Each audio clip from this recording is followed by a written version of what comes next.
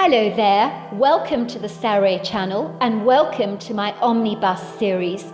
I've got so many of these omnibuses that are going to come out so that you'll be able to listen to an hour's worth of stories, which I know you're going to love.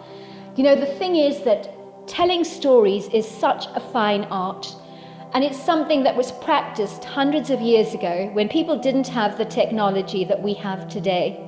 And everyone would gather around the fire and listen to a wonderful story.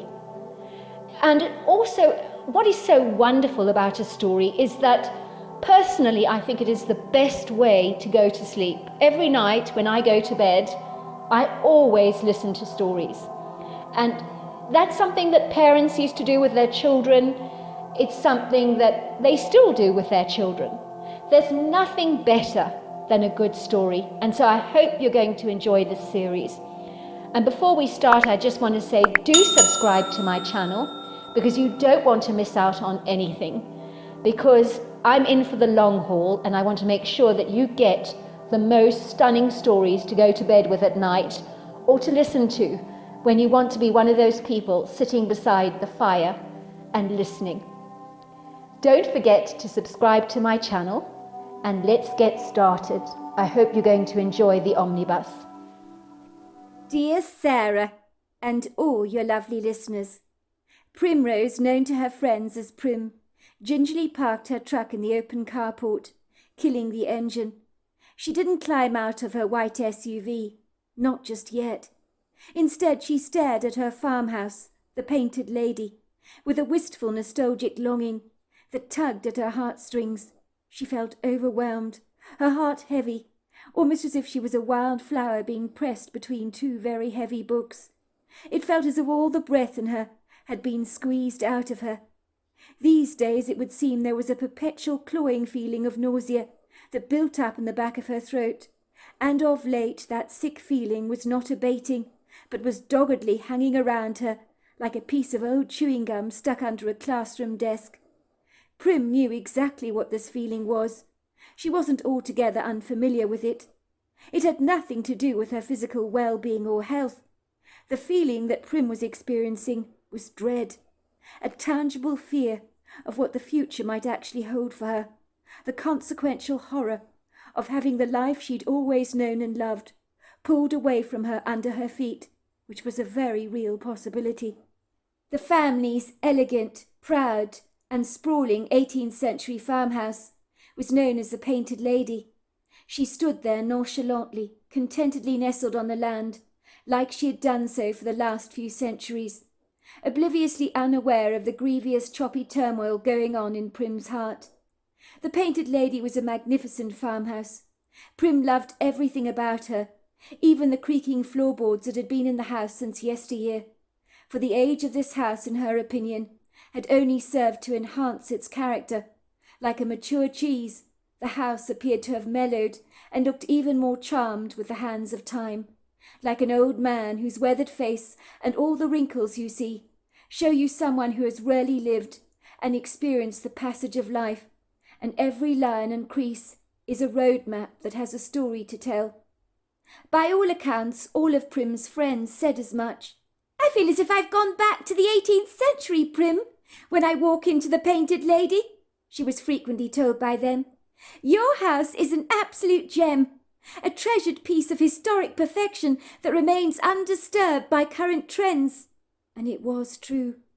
Prim had gone to town to ensure that the Painted Lady could have been hand-picked from the 18th century and delivered by a time machine truck, kicking and screaming to the 21st century, perfectly wrapped and preserved in bubble wrap. It helped, of course, that Prim's husband, Harris, known to his friends as Big Bear, because he was over 6'7" and was a well-built man with a kind, gentle demeanour, happened to be very good with his hands and fixing things like a crumbling window pane or a leak in the roof that was as natural as drawing breath for him. But sadly, there were some things that even Big Bear could not fix.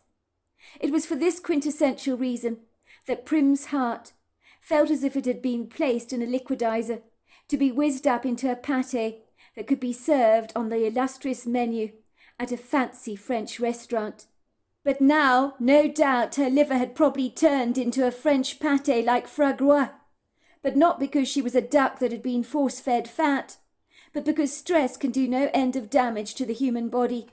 She felt as if she'd turned to jelly from the inside out, and these days she barely recognized the haunted face staring back at her in the bathroom mirror.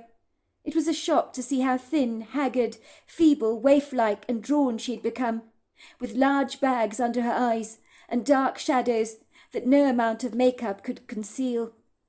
Prim wondered if you could will a problem away. Just pretend it didn't exist. Wake up the following morning without feeling the impending threat looming over your head like a thunderous booming headache that would not go away, that poked and jabbed you all day long like a whiny, nagging child, demanding your attention. Prim sighed as she stared at the painted lady, with dewy eyes, as if she was looking at a family matriarch, a beloved one at that, lying on her deathbed with only weeks left to live. Because if Prim left the painted lady, it would be like experiencing a death in her family. By all accounts, her beloved home had burrowed its way peritonaciously into her heart from when she was a small girl. If the painted lady were in the possession of someone else, Prim knew they would never appreciate, cherish or value the painted lady like she did.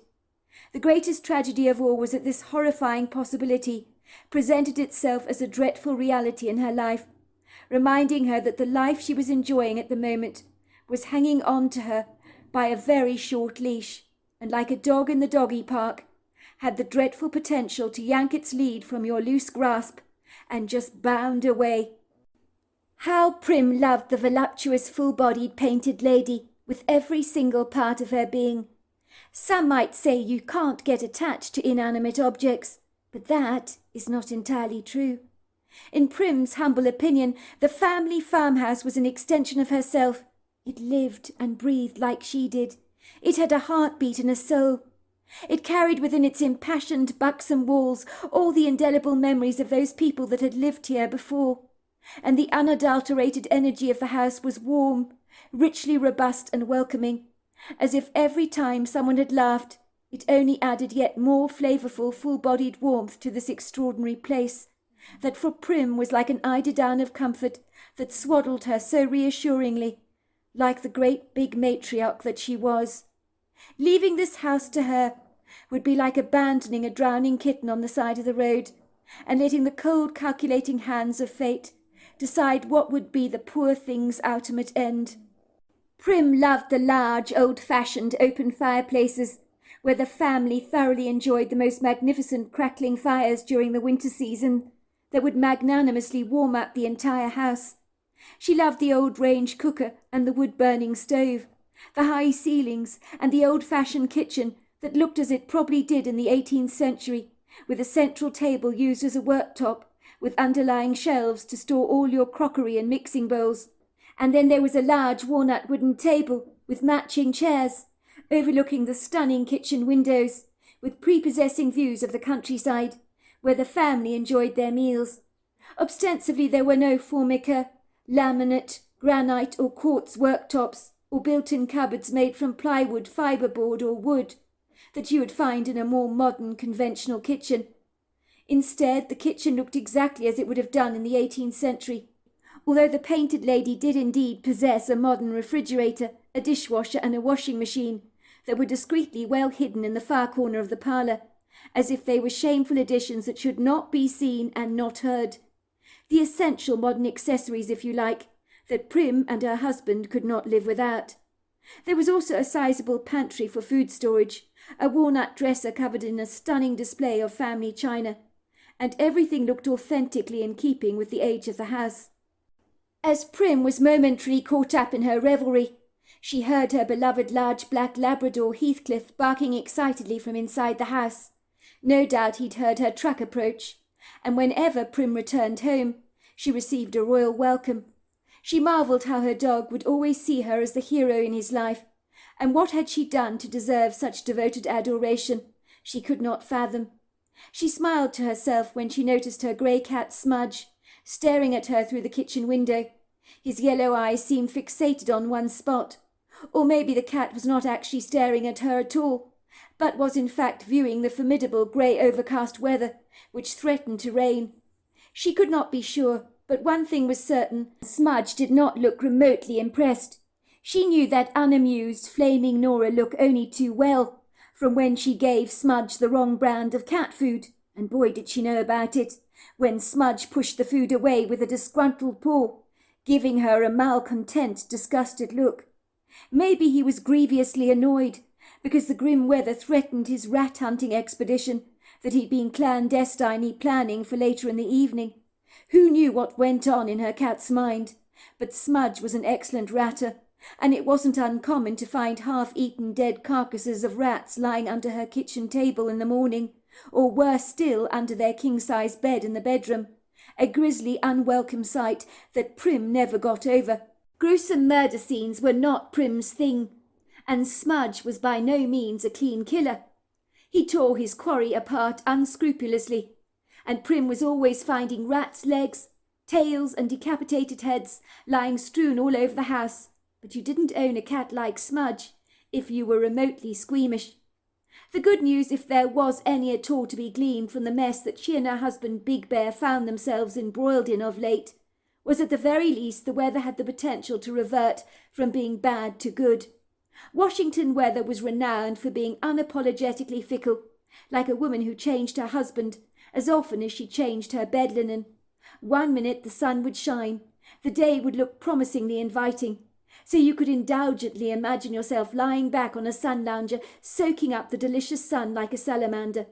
But moments later, the heavens would open, and the rain would bucket down without apology. It could last for hours, minutes, and it could even drizzle for days on end. In Washington, nothing was ever set in stone, and even the weather forecasters desperately grappled to get it right. You'd have better luck betting on the horses than the weather. It was certainly a grim day, mirroring the lugubrious melancholia in Prim's heart. She could see the sky was a gunmetal grey colour, leering down at her like a grumpy, cantankerous old man, and she could hear the bodeful, distant grumbles of thunder. The wind wailed and whistled, the farmhouse windows rattled, and the trees on the property waved their boughs around friskily, as if congregations of spirited people at an open-air concert were dancing wildly to the music, after getting slightly stoned from either drugs or alcohol. Prim dreaded going into the house. She knew what she would find. It was hard to overlook what would likely be lying tossed over the entrance hall floor. More and more final demands and threats for outstanding medical bills that still needed to be paid. When would it ever end? The large showers of brown envelopes were more predictable and certain than the weather, and nothing could rob your joy faster than a final demand in the post. Prim had not regretted spending a huge amount of money on her mother's cancer treatments. Not that all the excessive expenditure had helped in enhancing her mother's last days, or even extending her life. Prim had loved her mother dearly, and done her level best to nurse her through those rough remaining months of her life. But long after her mother's death, the mounting medical bills that were regenerating faster than a colony of ants were not going away. They were like termites in the wood, eating away at everything with a voracious appetite. And just when you thought you'd exterminated the problem, there'd be another fortuitous outbreak somewhere else, and things were steadily getting out of control. The medical bills kept falling out of the sky like autumn leaves, only there was nothing golden or arresting about these bills. Prim and Big Bear had been astounded by her mother's medical expenses, wondering how it was possible for bills to be so outrageously steep. It had been such an appalling shame that her mother had no medical insurance, so that Prim and Big Bear had been forced to dig deep into their pockets and to pay for every treatment that her mother needed. There was only one way out of this mess, and that was to sell up the Painted Lady, and this was something that Prim did not want to do. It felt as if someone was ripping her arm or leg off, because the Painted Lady belonged to her. It was such a tangible part of her life, and she was not willing to relinquish it. But if she and Big Bear did not sell the Painted Lady, how would they ever pay for her mother's medical bills? The Painted Lady had been her great-uncle's farmhouse, and as a little girl Prim had played on the property with her brother and sister. How she had loved the place! She told her great-uncle Walter often enough. "When I'm big, I'm going to live here at the Painted Lady," she told him with great conviction. "It's the best farmhouse in the whole wide world." At the age of 18 years old, after Uncle Walter had tragically died, he had bequeathed her the Painted Lady, and she had never looked back. In his last will he said, "I left the Painted Lady to you, my dearest Prim. I know you will take very good care of her, for you fully understand and appreciate her like I always have, and that she's not just a house, but embodies the memories of all that have lived in her before. I know you get that, Prim. For some, the Painted Lady is all but bricks and mortar, but you and I know very differently about the place. That is why I left her to you. I am not playing favourites here with your sister or brother, who I have gifted generously with money. But the Painted Lady, my greatest worldly treasure, is yours, Primmy. I know she will be very safe under your charge, and that you will take great care of her, preserving her historic integrity as an 18th century farmhouse." Her uncle's ingenious, wholehearted message, spoken from beyond the grave, carried in Prim's heart a weight of obligated responsibility.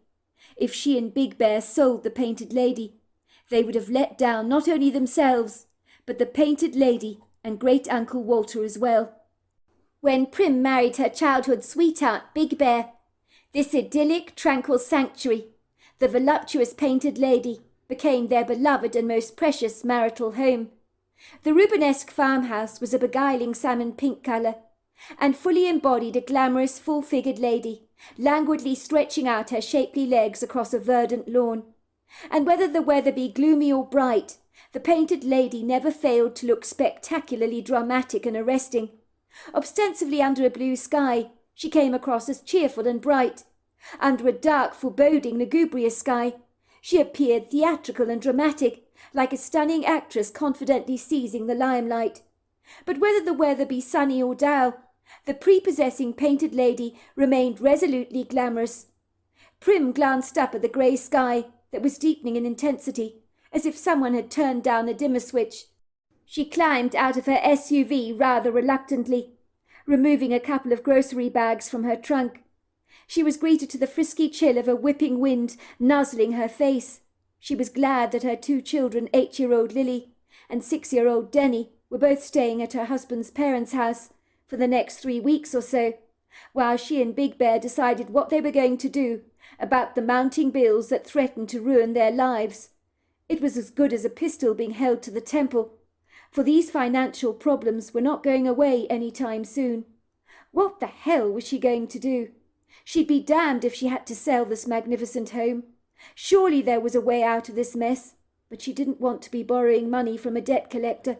That was the worst thing you could possibly do. Those treacherous people were like sharks and would come after you, threatening your life if you didn't pay them back in time. Prim sashayed to the front door, weighted down by the 2 plastic bags in her hand, one that looked like it was about to snap open, as the plastic handles were a bit on the flimsy side, as somehow the bags were not made as well as they used to be.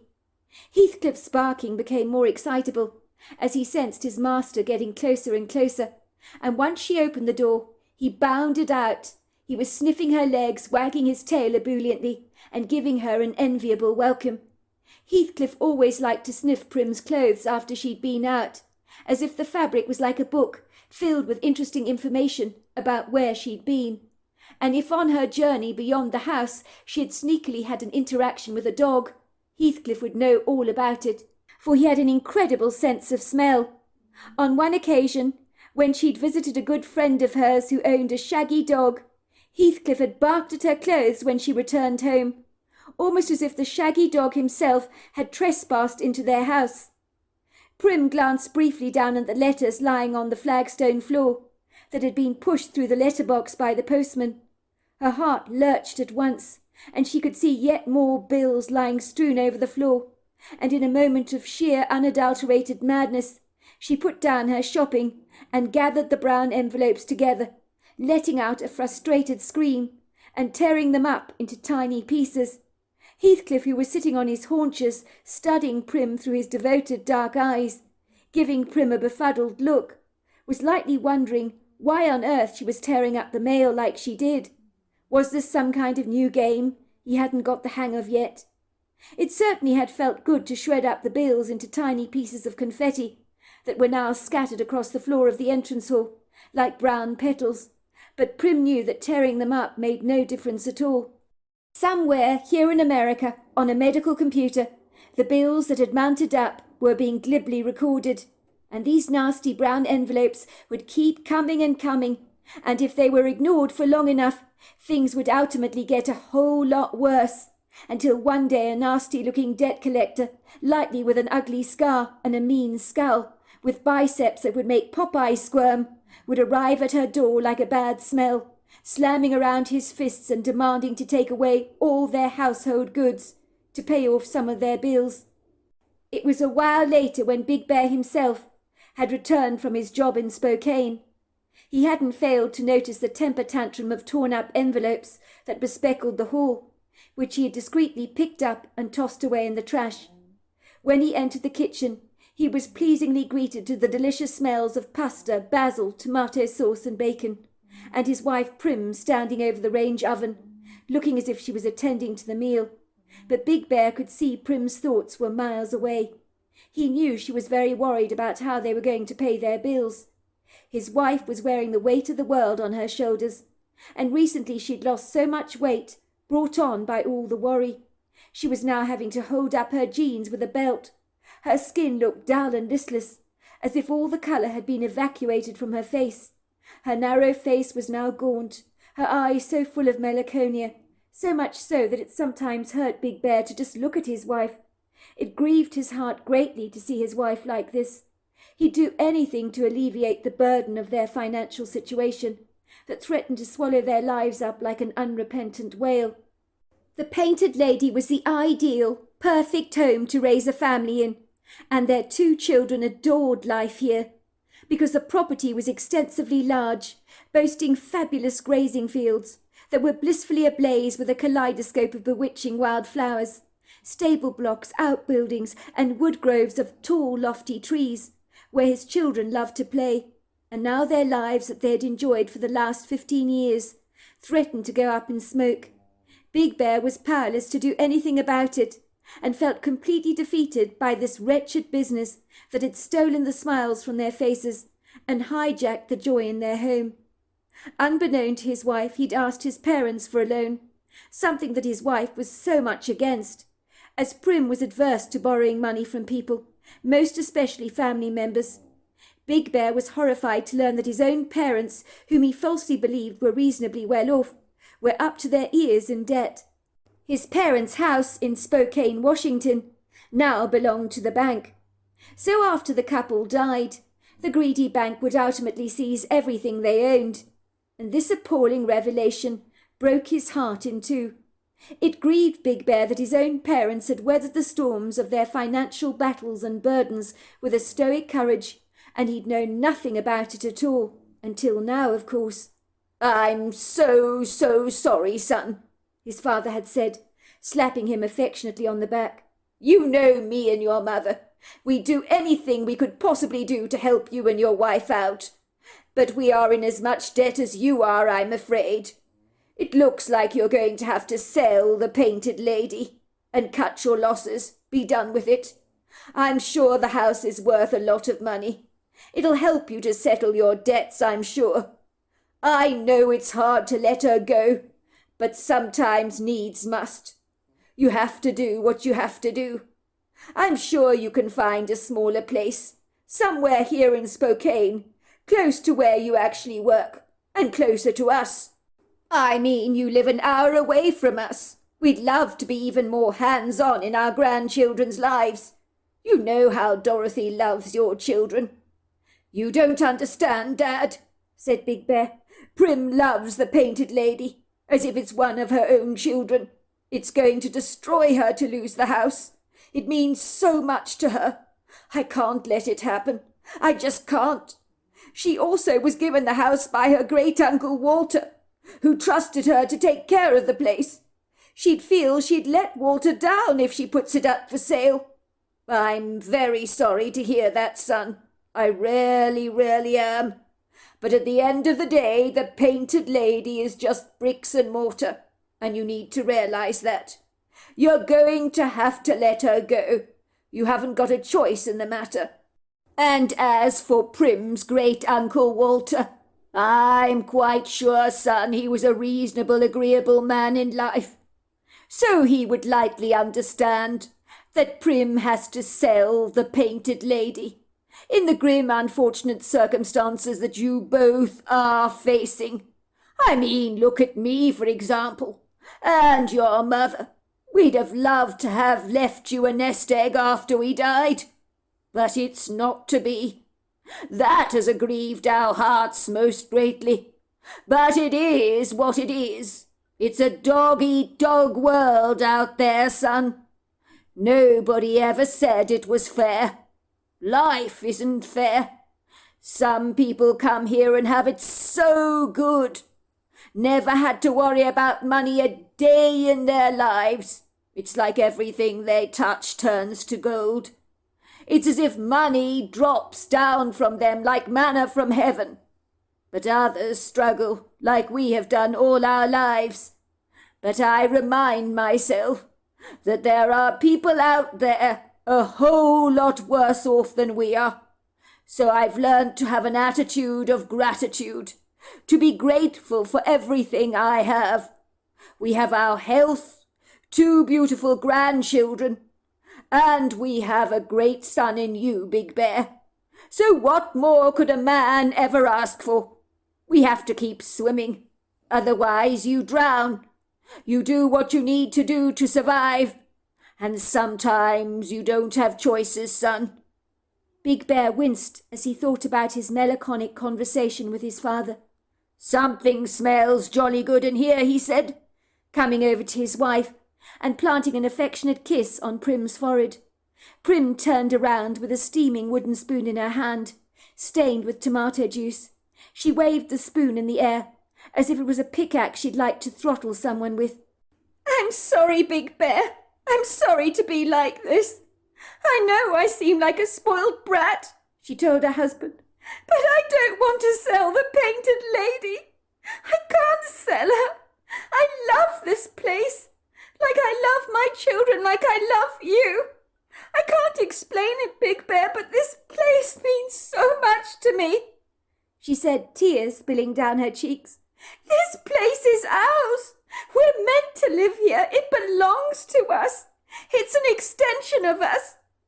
Why do we have to be burdened with so much debt? It's just not fair. It's insane. Big Bear removed the spoon from his wife's hands and held her in his arms tightly. We'll think of something. I know we will. Big Bear was not feeling entirely confident that he would think of anything at all, but his comforting, consolatory words appeared to dry up his wife's tears, and she looked at him with a glimmer of hope in her eyes. Do you think so, Big Bear? She asked obsequiously. Do you really think we'll find a solution? Yes, I do, said Big Bear gingerly. If the painted lady is meant to be ours, something is going to happen to enable us to keep her. Now, how about some of that delicious-looking spaghetti? It smells fabulous.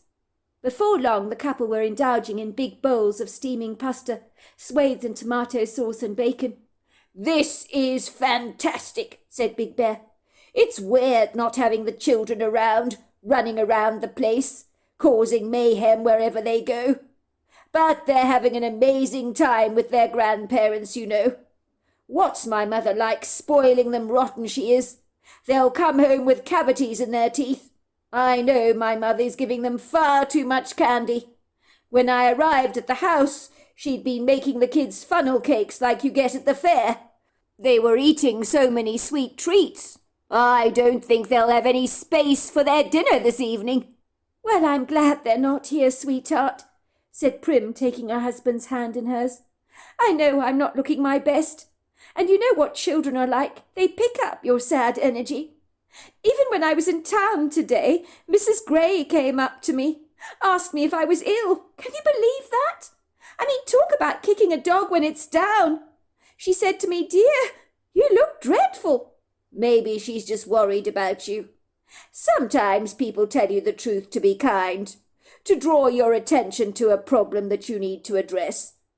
Their words are well-meaning, but they can be construed as being cruel. I don't mean to be unkind myself, but you're looking very thin these days, Prim. You've lost so much weight. You've got black bags under your eyes, and I know it's because you're worried about losing the painted lady. But we'll think of something. We won't have to sell her. But for God's sake, Prim, start to eat something before you waste away before my very eyes." Big Bear ran his large hand across his chin. He made a strange noise in the back of his throat, shuffling awkwardly in his seat as he rolled more pasta on a fork. "Talking about wasting away. You know old Violet Lorrington? She passed away a couple of days ago, I'm afraid. I didn't really want to tell you, but people in town talk. I knew you'd find out sooner or later with the way the folk gossip. I believe the property next door will soon be sold. Ben Lorrington's moving to a retirement home." "Violet Lorrington is dead?" asked Prim. "That's dreadful, dreadful news. She was a lovely old lady. That is so, so sad. Poor old Ben. I feel so sorry for him. He adored his wife. When I was a little girl, I'd look at that couple and say to myself, when I'm old, I want to be exactly like them. I mean, those two could finish each other's sentences, and they were an adorable couple, always holding each other's hands wherever they went. And the way Ben would look at his wife Violet, there was so much love and adoration in his eyes. He adored his wife. As kids, we would amble through our wood grove to get to their property because there's a path in there, and they were always so pleased to see us. Violet would cook the most irresistible cakes you've ever tasted. So soft and fluffy they were. She was also a fabulous seamstress. She made the most magnificent patchwork quilts, the best I've ever seen." "Well, they're getting older, aren't they?" said Big Bear. "Unfortunately, death happens to us all. It's not something we can avoid, prevent, or escape from. And as you know, Violet tragically had breast cancer that had metastasized, so she was dying. It must have hit Ben very hard. I understand he doesn't want to have a funeral. He's going to take a cruise liner, scatter his wife's ashes across the Mediterranean, as that, I believe, is what she wanted. I thought it would be nice for us in the morning to pay him a visit. The farmhouse is now on the market, so we will possibly be expecting new neighbours any time soon. I gather Ben is moving to a retirement property by the coast, and will be around men and women of similar ages to him, so he can play chess all day long and every day to his heart's content, with many willing partners, I'm most sure. You know how Ben loves his game of chess. I suspect the man will be in his element recruiting new players." "There is one problem," said Prim. "No one can ever beat Ben Lorrington at a game of chess. It's impossible. Do you know, I considered myself a pretty good chess player until I played with him, and then I realized that I was lousy. Every time you play chess with him, I kid you not, 2 minutes into the game, it's checkmate. The game is over before it's even started." "Well, he is a chess champion, is he not? One of the best." "Well, he will alienate everyone at the retirement home if he checkmates everyone too soon into the game. It certainly put me off playing with him again. I felt like such a loser. I like to play a game with the faint possibility I might just win. But there is no hope of winning a game of chess with the likes of Ben Lorrington. That ain't going to happen." The following morning, when Big Bear got up, his wife Prim was bustling around the kitchen busily, humming away happily to herself, as if for a brief moment she had relinquished all thoughts of the spiralling debt in their lives. Big Bear liked to see his wife like this, with all her worry ironed away like the creases in a shirt, but he knew she'd put them on the back burner for the time being. Their sumptuously cosy kitchen smelt deliciously of cooked bananas and caramel, so Big Bear knew at once that his wife Prim was making Violet's banana cake recipe, which the old woman had given her, a favourite with her husband Ben. He could feel his stomach grumble with hunger. His taste buds salivated. The smell was so very good, and would make any well-meaning dad go skipping out of the window like an Australian Joey. The good news is that Big Bear might have been a big man, but he was not remotely overweight. So eating a plethora of banana bread were much-needed calories as far as he was concerned. A man could never be too sweet, and he was no exception to that rule. "It smells incredible in here," said Big Bear. "I can smell the caramel. I hope you're not just making banana bread for Ben Lorrington. I hope you've considered me as well." "As if I'd forget about you, Big Bear. I'd never live it down, would I?" said Prim, giving her husband a mischievous wink. She was staring out of the kitchen window at the glorious views of the countryside.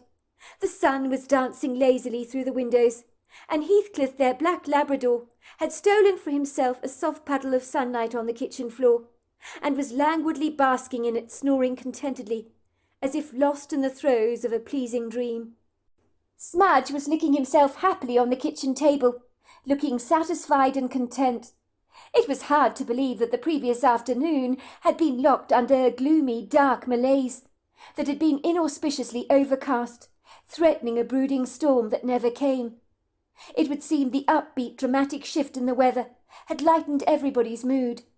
There was nothing like a bit of sunshine to remove some of those dark, depressing clouds of despair that had hung around Big Bear and Prim for far too long, like a heavy overcoat that neither of them could wear very easily. It was later in the morning that Prim and Big Bear drove down Ben Lorrington's long sweeping earthen driveway, prettily bespeckled with fallen leaves from the previous fall. They passed an orchard of apple trees on the left-hand side, which was Ben's pride and joy. He had lovingly nurtured that orchard from when the trees were just saplings, and now the orchard produced astoundingly good apples that would mysteriously disappear from the trees, even on the higher branches that were beyond the reaches of the deer. And the enigmatic, curious disappearance of all the apples was something that had confounded Ben Lorrington over the years, as he pondered who was responsible for indiscriminately pinching all his apples. There was a woodgrove of spindly evergreen trees on the right-hand side that looked like tall, lanky teenagers that had not filled out yet. In the furthest distance you could see a purple bruised smudge of the mountains, and straddled beneath their indistinct definitions were the billowing contours of a hilly valley that was stunningly bespeckled with pretty pink and yellow alpine flowers, and looked as spectacular as a scene from The Sound of Music, when Maria von Trapp dances down the mountains, singing in her beautiful soprano voice that the hills are alive with the sound of music. Prim thought that the footage of the movie could have easily been filmed here. The old stone and wooden farmhouse was not as old as the Painted Lady, but it was old enough. It certainly looked as if it weathered a few storms in its life, without, of course, acquiring the misfortunes of wrinkles or grey hair that afflict us all. It boasted large windows and a couple of slightly crooked chimneys, and a very cosy-looking wraparound porch that generously hugged the entire house. This humble abode stood there complacently under the morning sun, obliviously unaware and insouciant that it would likely soon be shedding its old long-time residence, like a couple of old autumn coats, and welcoming in a new family into its bowels. Once Big Bear killed the engine and parked his SUV next to Ben's substantial-looking Range Rover, the front door of Ben's house opened, and Ben's old sheepdog Willis, who was deaf in both ears, but highly alert, came bounding out of the house next to his owner. Prim, who had not seen Ben Lorrington in quite a while, was visibly quite shocked and almost disturbed to see the alarming transformation in Ben's appearance. He seemed so small and shrunken compared to how she had remembered him, as if he had somehow lost over a foot in height, unless, of course, she had suddenly got taller herself. The old man smiled at them warmly through his kind blue eyes, feathered by many crinkling laughter lines. He looked tired and worn out, as if the death of his wife had knocked him for six like a monsoon wind that he hadn't seen coming. "This is a surprise," he said, giving Prim a warm smile. "Long time no see, Prim. It's been quite a while. How are you doing, my friend?" Prim ran unabashedly into the old man's arms, giving him a huge hug, tears filling her eyes. "More to the point, Ben, how are you doing? I'm so sorry about everything. I don't know what to say. I heard that Violet died the other day. She was such a lovely lady. I'm so sorry for your loss. It's devastating." "She was a fine woman, wasn't she?" said Ben. "But we were not getting any younger, were we? One of us had to go first. I always assumed it would be me. The cancer was not kind. It had metastasized, or whatever you call it. But at least she's out of her pain, and for that I am an incredibly grateful man. Please do come in. Have a coffee with me, won't you? I could do with a good company, and it will be a nice change from doing all this dreadful packing. Let me tell you, moving away is not for the faint-hearted. It drains the life out of you. It's an exhausting business. I'm going to be very sad to see the back of this old place. So many memories, you know. Very good memories. Me and Violet, we've lived in this house for, let me see," he said, pausing for a brief moment to do the math in his head. "Well, it must be 45 years. "That is a long time, Ben," said Prim sympathetically. "I remember coming over here as a little girl, climbing the trees on your property, helping Violet pick apples from the orchard to make her world-famous apple pies. And I remember your apples were forever being pinched by a mysterious source of some kind." Ben scratched his head reflectively. "Never did get to the bottom of that mystery. I even went and purchased one of those game cameras, you know. Cost me $200 it did for one of those things. The culprit, whoever he or she was far too clever and sneaky, kept turning the camera in another direction." "Who do you think was stealing your apples?" asked Prim. "I think the culprit is Beth Sandler," said Ben.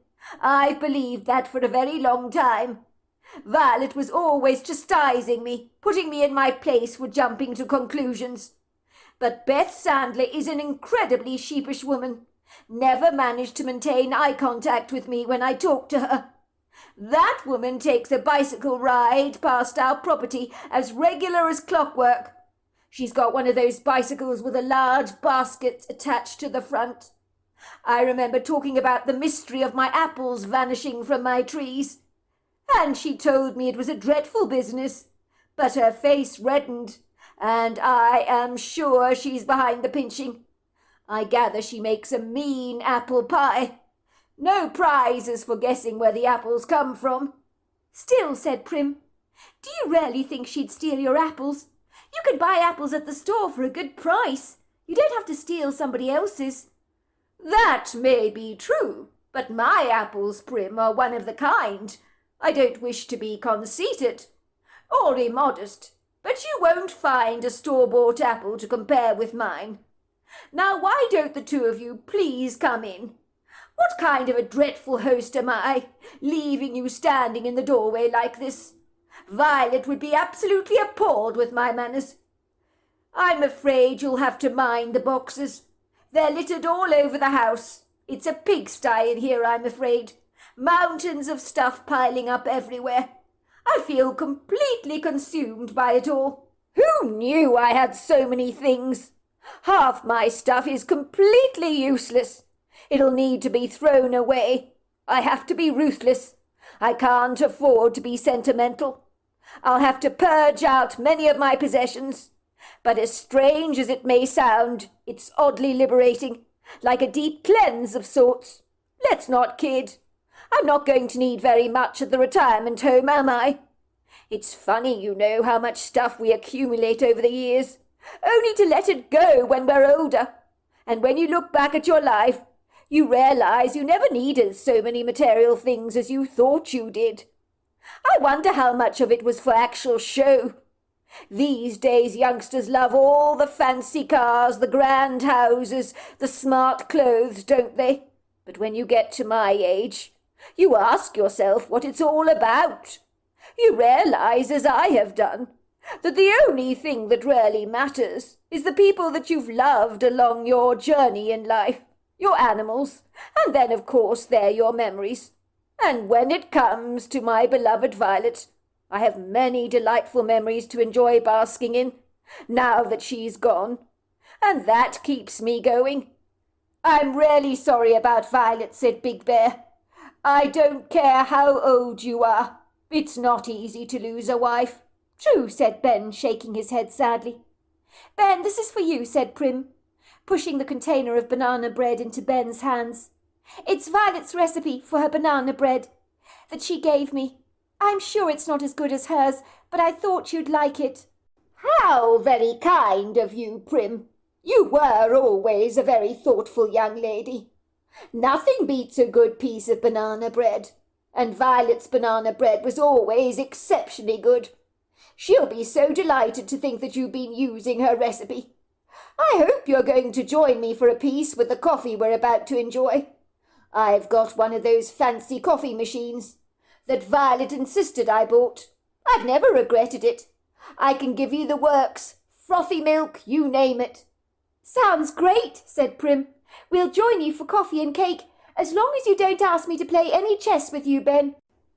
The old man chuckled, raising a questionable eyebrow. What's wrong with my chess? Everything, said Prim, making a face. I mean, no sooner do I indulge you with a game. It's already checkmate. You better watch yourself at the retirement home, Ben. If you play such lethal chess with everyone, you might seriously lose a lot of friends. And I'm not joking either. No one likes to feel like a loser. You make a good point there, Prim, said Ben. Violet was always telling me that no one would ever want to play chess with me, because I'm too damn good. I'd be better off playing Monopoly, but I never took to that game. Look at us, we're still standing here in the doorway, even after I've just invited you in. What the hell is wrong with me? What am I like? As I was warning you earlier, please excuse the boxes. I'm putting them in storage for my son to sort through them to decide what he wants to keep, what he wants to throw away. Oh, by the way, I meant to ask you, Prim. Violet always had a soft spot for you. She really loved you, you know. Is there anything of hers you'd like to keep to remember her by? I know she would appreciate you keeping something of hers. Well, there is actually, said Prim. If it's not too presumptuous of me, of course, and only if you've got one going spare. But I really would love one of Violet's patchwork quilts, or even a patchwork cushion of hers. They're so distinctive. Ben smiled happily. I think we can sort that out for you, Prim. You just stay here in the kitchen. Make yourself comfortable on one of those chairs over there. I won't be a moment. Ben returned with a large patchwork quilt in his hand. Violet would have been thrilled to give this to you, he said, placing it on a chair next to where Prim was seated in the kitchen. You can take that when you go.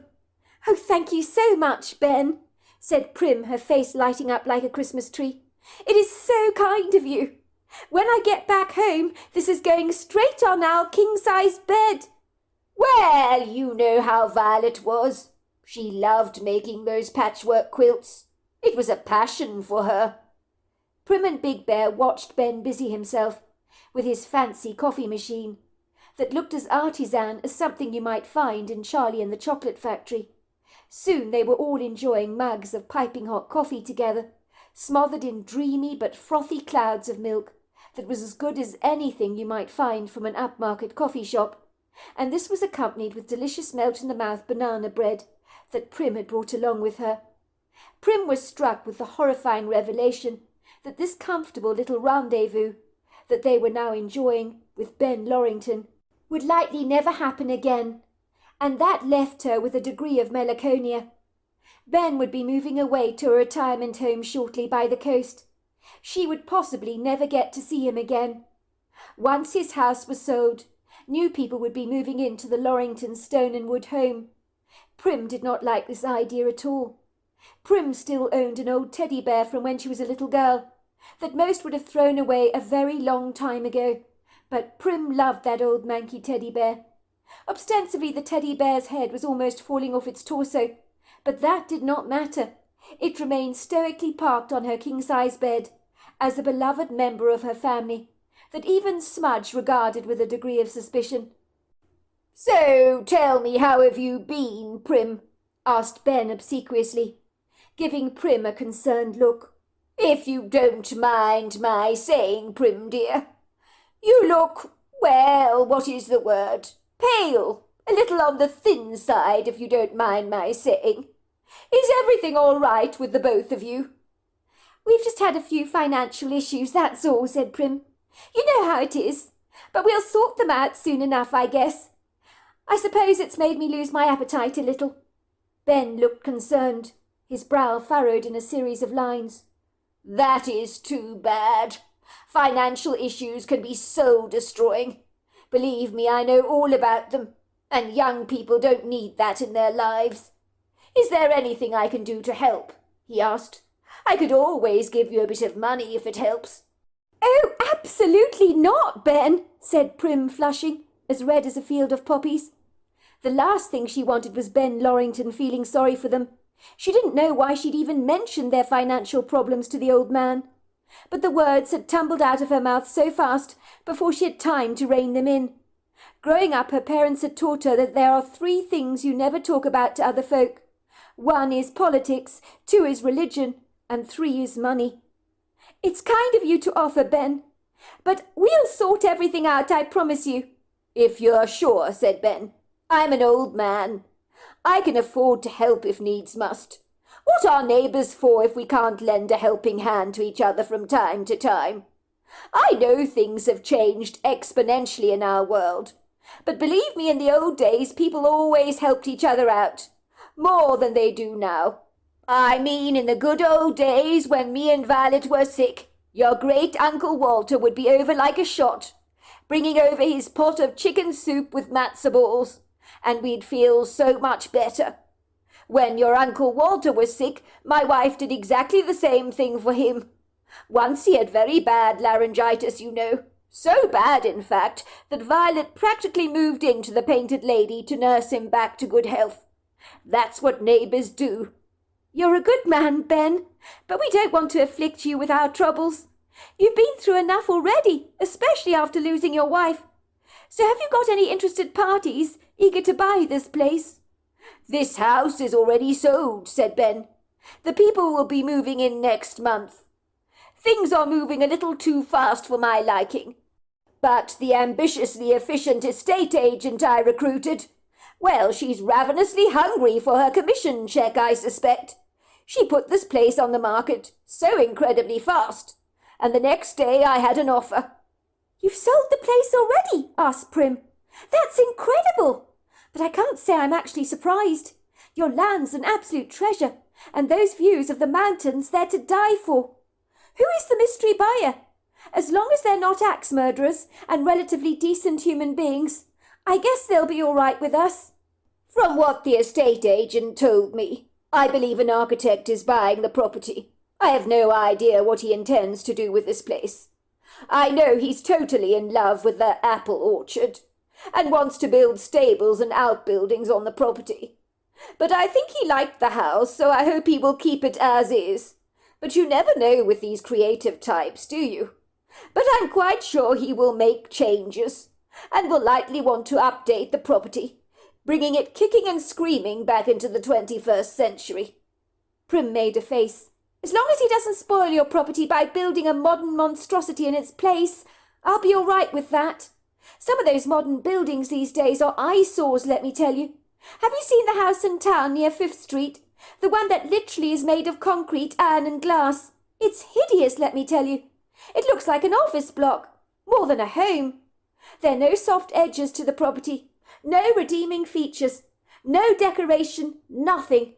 "Oh, I know the one," said Ben, making a face. "It is an eyesore. But some people like houses that way. Coziness is an alien concept to them." "Well, we better get going," said Prim, giving Ben a warm, effusive hug. "Don't be a stranger all your life," she said, poking him teasingly. "If you need a helping hand with anything, give us a call.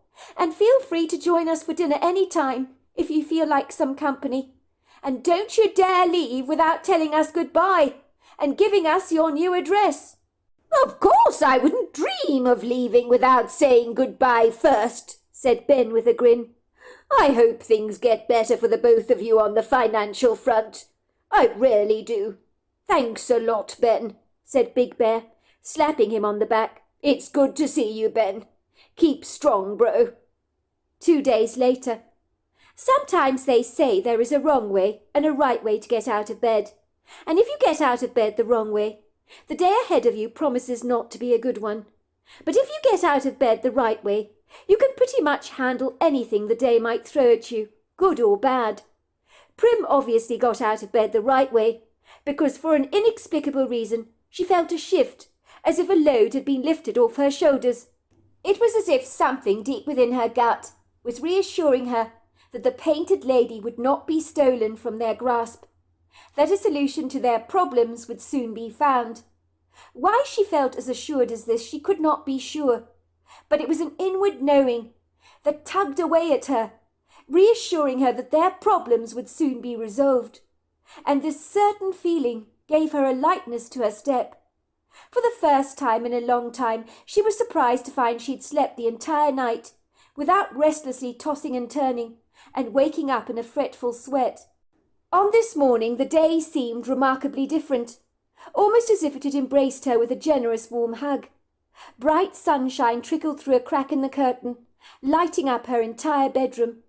Prim had a sense it was late in the morning, but without her kids racing around the house like rambunctious bull terriers, throwing around balls and frisbees, or rolling down the corridors on their skateboards, the painted lady was dappled in a serene, tranquil ambience. Even Big Bear had not spoilt the peaceful calm and glorious serenity, as he generously left the house so discreetly, without making a noise. So Prim had managed to sleep in rarely late. Big Bear was very thoughtful about things like this. It was already 11:30 in the morning, but the long sleep she'd enjoyed she did not regret for a moment, as everyone can appreciate the benefits of a long, restful, rejuvenating sleep. Heathcliff had come bounding into the bedroom, wagging his tail furiously, and she'd climbed out of bed, eagerly darting down the staircase with the ebullience of a little girl. So the change in her energy was really quite startling this morning. Normally she'd trudge down the staircase like an old man with a backpack on his back, weighed down by all her worries.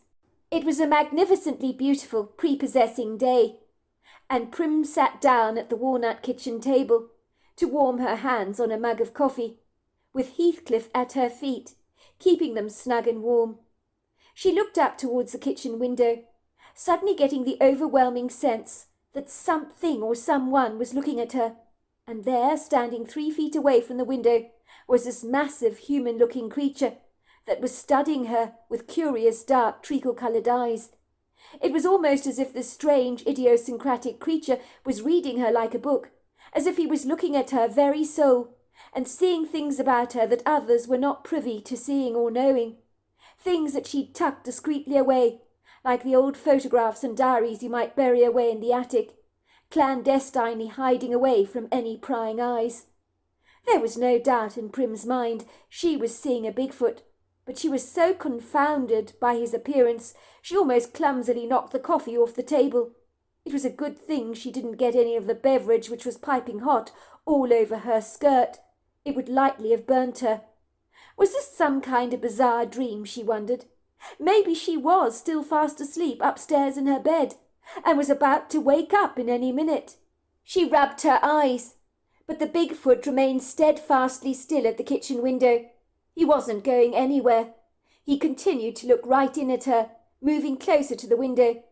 His large fat nose was now squashed against the glass pane, and an enormous hand with fingers the size of sausages pressed against the pane, smudging them with the indentation lines from his palm. This couldn't be happening, surely not. The Bigfoot must have been easily 8 foot tall, possibly more, she couldn't be sure. He was so large, with ponderous shoulders and a huge upper torso that would be the envy of any bodybuilder, but the humanness of the creature's face astounded her. He had deep-set hooded eyes, a prominent, deeply furrowed forehead, high cheekbones, and a flat aquatic-looking nose with big nostrils. Prim did not scream, because nothing came out of her mouth, even though it did drop open. Prim's heart was flapping like a terrified pigeon, and the area above her lip broke out into a sweat.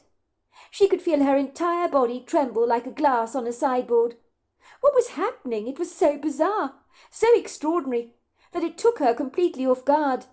And when you're not prepared for something outlandish to happen to you, sometimes you fail to even react, because the experience seems so surreal, so dreamlike, so illusory, that even after the experience, you wonder if it happened at all, and very often you will persuade yourself that it did not.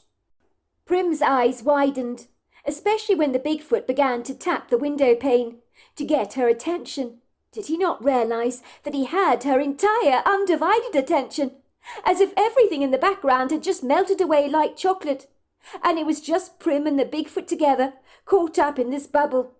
In a trice, although for Prim it felt a lot longer than that, the most extraordinary thing happened. She heard the words in her head. "It'll be all right. Your energy is wasted on worrying. Leave it be. It does not serve you." The Bigfoot's dark treacle-coloured eyes locked into hers. She felt a reassuring electric warmth shoot through her body, unlike anything she'd experienced before. And in that moment she felt as if the Bigfoot had physically hugged her. She realized suddenly that this strange hairy man, whoever and whatever he was, seemed to care about her, and she'd seen the most incredible love in his eyes. The Bigfoot nodded at her, after meeting her gaze, and then glided away. He had come to say what he intended to say. Prim ran over to the window, and could see the large, powerful creature gliding through the trees, swinging his arms as he ran. She found herself shaking like the furniture after the aftershocks of a mild earthquake. "A Bigfoot," she said to herself over and over again. "Did that just happen? Was I dreaming? I saw a Bigfoot, and I know it spoke to me in my head. That was not my imagination. It said everything would be all right." Prim had a profound sense that the Bigfoot's fortuitous presence at her window had not been a chance encounter or a random occurrence. It was as if the Bigfoot had purposely reached out to her from beyond the boundaries of both man and beast to magically reassure her that all would be well. How did the Bigfoot know all about her, about the turmoil she was currently experiencing? And why had Heathcliff, her dog, not so much as even barked when the Bigfoot had approached the window? She glanced down at him briefly, discovering he was fast asleep, lying contentedly at her feet, obliviously unaware of what had just transpired. Normally Heathcliff was as sharp as a hawk. Nothing missed his beady, discerning dark eyes. He also had a remarkable sense of smell. "Did that just happen?" asked Prim, pinching herself. "Did that really happen?" If Prim thought the day had got off to a weird start, things were about to get significantly weirder. Her cell phone began to ring. She noticed the caller ID was from an unknown caller. Prim frowned. She loathed calls from unidentified callers, now more than ever before. You never knew who was at the other end of the line. Usually Prim avoided these calls like the plague and refused to answer. It was likely a call made from someone thousands of miles away, even in India, trying to sell her insurance cover, or someone chasing her for one of the unpaid medical bills. But for some reason, a tiny voice in her head was telling her to answer this call. "Hello," said Prim gingerly.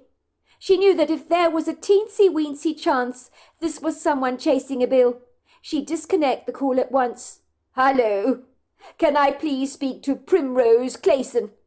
"Speaking," she said coyly, wondering who knew her full name was Primrose. Everyone called her Prim, unless of course this was an official call, like she suspected it was. "If you're trying to sell me something," Prim barked down the line. "I'm not interested. I'm sorry, but I'm not." There was an uncomfortable, awkward pause at the end of the phone, and Prim was about to disconnect the call when the male voice said, "You live at the Painted Lady. Am I right?" "Who is this?" asked Prim suddenly, getting rather nervous, wondering if she was speaking to a debt collector. But she didn't like the fact that this unknown caller knew whereabouts she lived. It gave her an uneasy feeling in her gut. "I'm phoning you, Miss Clayson. Or is it Mrs. Clayson? because I have a financial proposition for you. I'll give you $300,000 if I can bury a corpse, a deceased body, on your land. No questions asked. I will phone you tomorrow. If you don't answer your call at 11 a.m. on the dot, I will know you're not interested in the transaction. If you are interested, you will answer and will say, yes, I am on board, and I will let you know how we will proceed from here. The money will be given to you in cash notes and will be left on your premises after the deal is done. So this is a cash-in-hand transaction, and a handsome amount of money it is too. Excuse me, who am I speaking to? Asked Prim. But regretfully, before she could get any valuable information from the caller, who was not terribly forthcoming, the call was cut off, and Prim was left thinking, God, did that happen? But all she could think about was the prospect of acquiring $300,000 in cash. That would certainly help to get her precious family out of the pickle they were currently embroiled in. It would mean she would not have to sell the beloved Painted Lady, the treasured farmhouse left to her by her great-uncle Walter, that had been remortgaged to pay off some of their outstanding debts. It would not have to be sold, and the $300,000 in cash would really make a huge difference to their lives. But would they be doing something morally wrong by allowing a dead body to be buried on their land? That is, of course, if the enigmatic, mysterious phone call was not actually a hoax, and that the caller was not getting his kicks with a filiginous crank call. But it seemed unlikely. I mean, prank calls were never like this. Back in her mother's day, such phone calls were not actually uncommon. Prim wondered what to make of the paradoxical call. It did occur to her that maybe some clandestine market research was being done to see who would accept such an offer, whether over the past decade people's standards had slipped exponentially. She couldn't wait for Big Bear to return home, to discuss the inscrutable, rather baffling situation with him. What would he make of it? She was consumed with thoughts about $300,000 in cash that they could potentially acquire. She was so caught up and confounded by everything, she almost forgot about her bizarre, rather ambiguous encounter with a male Bigfoot that seemed rather like a fictitious page in a children's novel that she'd read to one of her children than something that had actually happened in real life. The events of the day had been so dreamlike, so profound, it was hard to believe they had actually happened. When Big Bear finally came staggering through the door like a great tsunami, Prim almost jumped out of her skin. Why was it whenever her husband returned home, everything rattled and quaked, as her large husband was not a small man, and even the floorboards groaned and grumbled under his heavy gait? "What is all this about?" he asked Prim, entering the kitchen. "What's so important I needed to leave work early?" "Sit down," said Prim, gesturing for her husband to take a chair at the kitchen table, with a firm, no-nonsense push of her hand. Big Bear was staring at Prim, with a worried, rather questionable look in his eyes. "Please don't tell me. We didn't have a debt collector at our door today, did we?" "Nothing like that," said Prim. Big Bear breathed out a huge sigh of relief. "You scared the hell out of me, Prim, saying I needed to get back here urgently. I thought someone had been at our house to collect our valuables, to pay off some of our debts. I was trembling all the way home." "I'm so sorry, Big Bear. I didn't mean to put you through that mental agony," she said, giving her husband a big hug.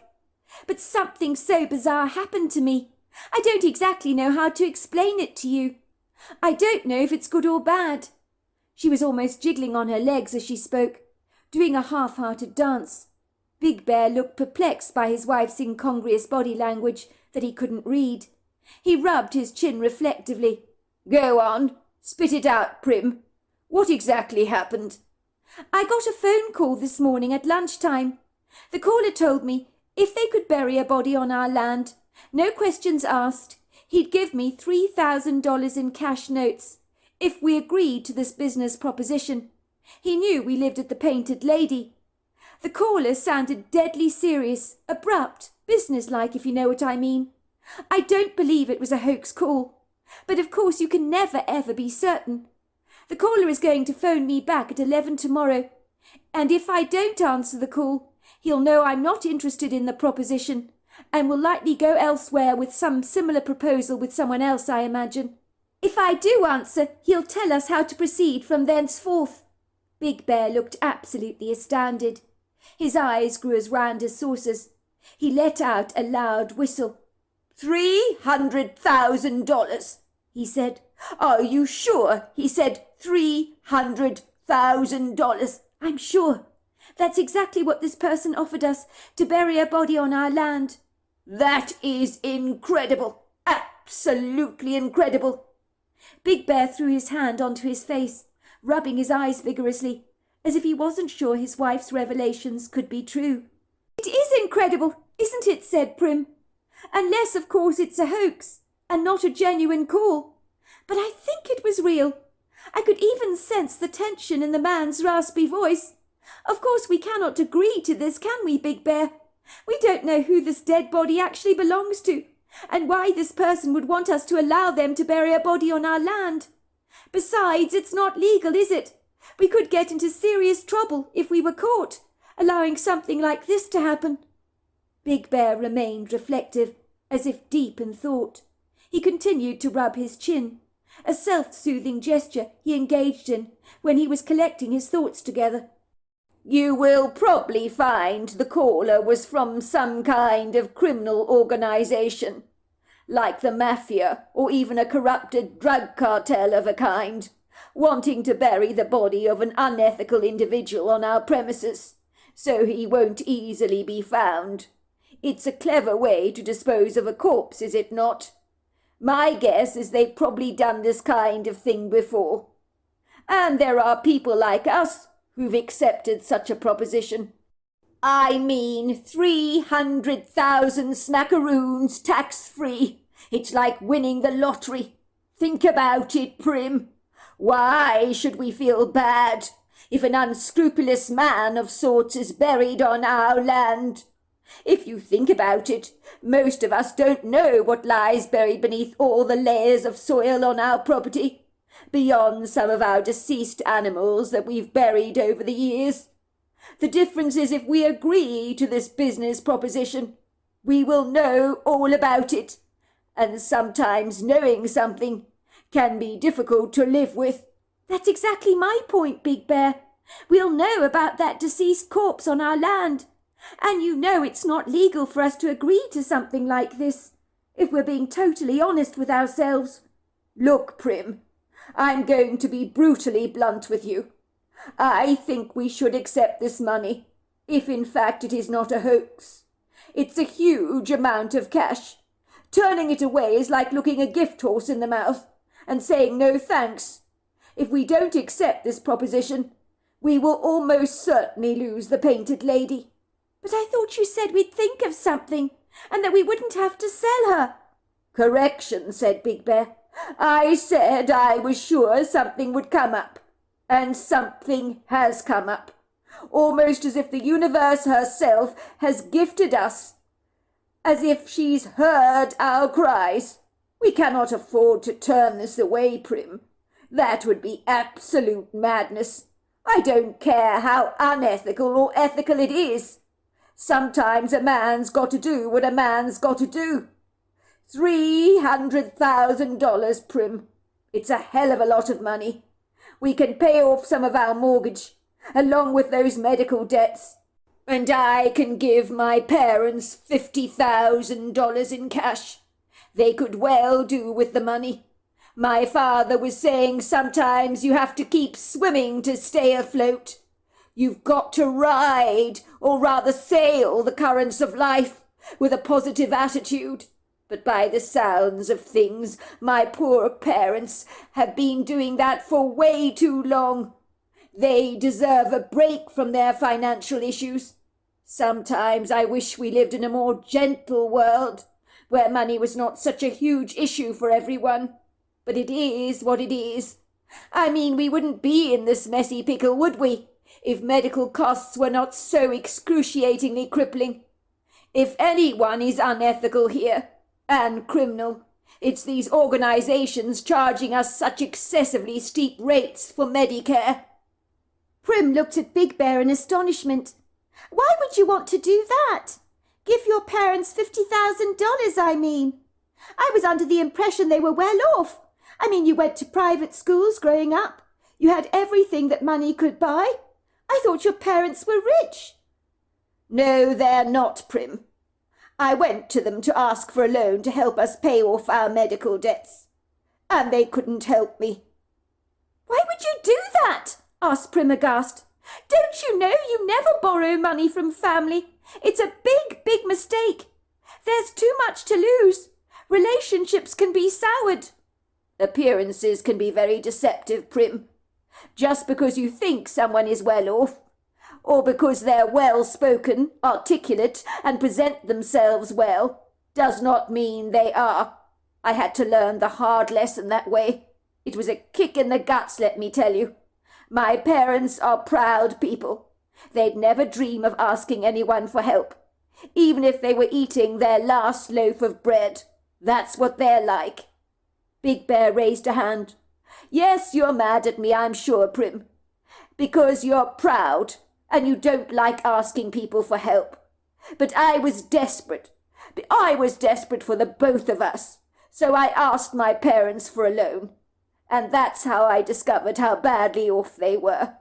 And I feel quite dreadful about it." Prim's face grew white with indignation. "Big Bear, how could you do something like that behind my back? I thought I told you that we would never, ever ask friends or family for a loan. We agreed we'd never do something like that. I feel so embarrassed, so ashamed." "I'm sorry to do this to you, Prim. I was desperate to get us out of our current chaos. And silly me, I thought my seemingly wealthy parents could help us, only to find they're in a tough place themselves. I know how much the Painted Lady means to you, Prim, but it's not good news, I'm afraid. Everything my parents own belongs to the bank. Once they die, the bank gets everything. It makes me sick to my stomach. If you think about it, our government is to blame for all of this, exploiting people with crazy taxes. My parents have worked hard all their lives, and to see them struggling like this is criminal. I'm sorry it is. I don't mean to get angry, but I am furious. Do you not see, Prim, that accepting this money is a great idea for the both of us? It'll save our lives from imploding. As I told you, it is important for me that we have a secure future ahead of us. I think we can turn a blind eye to a dead body being buried on our land. Don't you, Prim? We need to look at the bigger picture. Can you see us, for example, living in a tiny place in Spokane, where we can hear our neighbours quarrelling, and there is not enough room in the backyard to swing a baseball bat? What about Heathcliff? He loves his walks in the grove. He loves running around the countryside. And then there's Smudge to consider. He likes to go ratting in the barn. Do you want to take that away from our animals and from our children? I think not. And beyond anything else, Prim, you love the Painted Lady. You consider her part of the family, and there's not much you wouldn't do to save her." Prim considered Big Bear's reasoning for a moment. "You don't have to preach to the converted, Big Bear. Don't you think I've wrestled all over this over and over again in my head? The last thing I want to do is to move to a cheap dump in Spokane, with noisy neighbours, and, as you say, a miserably small backyard. But I kid you not, Big Bear, it doesn't leave me with a good feeling, thinking about a deceased corpse being buried on our land. I'm sorry, it doesn't. Are you sure the person was actually bad in life, and was in fact a member of a gang or something? We don't know that for sure, do we, Big Bear? There are no guarantees. You're saying all this to justify the dead body being buried on our land. But supposing you've got it horribly wrong, what about the deceased family's loved ones? They might be wondering where he or she is. They've had no closure if they don't know where the dead body is. And even if it is a bad man, you must not forget, Big Bear, criminals still have families, don't they? And even if it is a thug from a drug cartel being buried on our property, it doesn't make it right. We are in effect hiding an insidious crime. That kind of makes us guilty by association, does it not? Don't go down that rabbit hole, Prim, asking all those awkward questions. We'll be going around and round in circles, saying what if this, what if that, what if the next thing. It'll drive us completely insane. We cannot torment ourselves like this. We need to brush it under the carpet. Forget about it. This corpse is dead. It's not going anywhere. It's not going to come back from the dead. The corpse would have ended up in a cemetery with a grave marker. Or their ashes would have been sprinkled somewhere beautiful, like Ben is sprinkling Violet's ashes over the Mediterranean when he goes on that cruise. We are not responsible for the death of this person, are we? Much like the dead animals that are buried on this land, the corpse is dead and is being laid to rest on a beautiful property, way better than being in an awful cemetery. And if it were me, I would be happy to be buried here. I'm not sure, Big Bear, that I'm comfortable with a corpse being buried on our land. That's the problem. It'll feel adulterated in some way, as if the corpse has added an ugly energy to the place, if you know what I mean. No, I don't know what you mean, Prim. You're overthinking things, said Big Bear tenderly, taking his wife into his loving arms and kissing her forehead. The question you're going to have to ask yourself, Prim, is are you prepared to sail the Painted Lady? Are you willing to move away from this magnificent farmhouse that great Uncle Walter left you and move somewhere small in Spokane? Because that is what's going to happen, unless you can sagaciously think of some other way of conjuring up this kind of money out of fresh air. And miracles like this don't happen unless you suddenly remember a very wealthy uncle who had deep, deep pockets and is uncommonly generous with his money. And it's just not going to happen. You're right, said Prim. Of course I know you're right, Big Bear. We are going to have to do this. We don't have a choice in the matter. We must accept this money, or we stand to lose everything. I don't resent spending all the money on my mother's medical bills. I really don't. And I would do it again in a heartbeat if I had to. But you know, the biggest tragedy of all, Big Bear, is I don't know if it made any difference, spending all that money on her. Indeed, we might have made her suffer more, prolonged her agony, so to speak. It's something I've thought about a lot. You know what your problem is, Prim. I don't mean to be unkind or insensitive, but you do engage in far too much thinking. It's not good for you. It's not healthy. You need to let it go. It's water under the bridge now.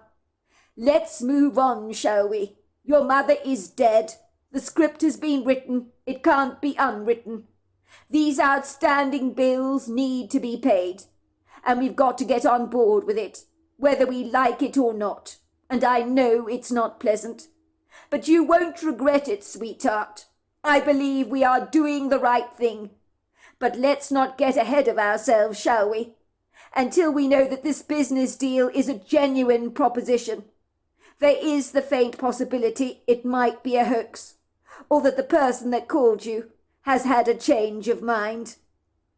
When 11 o'clock came and went the following day, Prim was almost relieved when the cell phone failed to ring. She looked up at Big Bear through narrowing eyes. I'm so sorry, sweetheart. It must have been a hoax after all. Or perhaps the man's changed his mind. But in a way I'm kind of relieved. But just as she said that, her cell phone rang, and she answered it very gingerly, turning it on to speakerphone so Big Bear could listen in to the conversation. Her heart was doing somersaults in her chest, and with trembling fingers she answered the call and said, "Hello, Prim speaking. Can I help you?" She could hear a man's voice at the end of the phone. "Mrs. Clayson, are you on board?" "I'm on board," said Prim. "Yes, I'm on board." "Very good, then. We will proceed as discussed with the matter in question. I would like you to be absent from your premises at 2 p.m. tomorrow, returning at 4. Then the job will be done. You will find your money in cash notes. It will be delivered to your address. Is that settled?" "Yes, it's settled," said Prim, looking up at Big Bear, who was sticking his thumb up in the air, and when the phone call ended, she collapsed into his arms. "Are we doing the right thing?" she asked him again. "Of course we are," said Big Bear. "No doubt about it in my mind. By tomorrow afternoon, we'll be able to pay off our medical debts and keep the painted lady. And what could be better than that?" The following afternoon, at 2 p.m., Big Bear had taken his wife for a late afternoon lunch in town, to give their mystery caller time to bury the body on their land. It was rather unsettling to think that someone was out there on their property, burying a body, but Big Bear tried not to think of the ramifications of agreeing to doing something like this. He was certain life would go on as it had done before, and they'd never give this unfortunate episode another passing thought. Prim found herself tucking heartily into pancakes with gusto, covering them in a plethora of maple syrup and ice cream, as the promise of $300,000 had brought her appetite crashing right back. Big Bear smiled contentedly to himself to see his wife wiping away the rest of the syrup from her plate with her fork, smacking her lips appreciatively. She was wearing a large smile on her face, rubbing her stomach contentedly, unable to believe how much she'd actually ingested. "I'm bursting! I'm so full! I feel as if I'm about to pop! I've eaten so much! It was so incredibly good! I had a craving for something wickedly sweet. I was watching one of those eating competitions on YouTube, you know, the other day. It's astounding what some of those people can put away. I mean, you wouldn't stand a chance in hell, Big Bear, eating as much as they do, and you've got a huge appetite. There was this donut ball competition, and in only a few minutes the winner must have eaten about 279 donut balls. Can you imagine being able to do that? And he wasn't even remotely overweight. How is that possible?" "Maybe they throw it all up afterwards," said Big Bear. "It's not a pretty thought, I know. But imagine what all that food does to your stomach. It can't be healthy. You have no idea, Prim, how good it is to see you finally eating again. I'm so happy about it."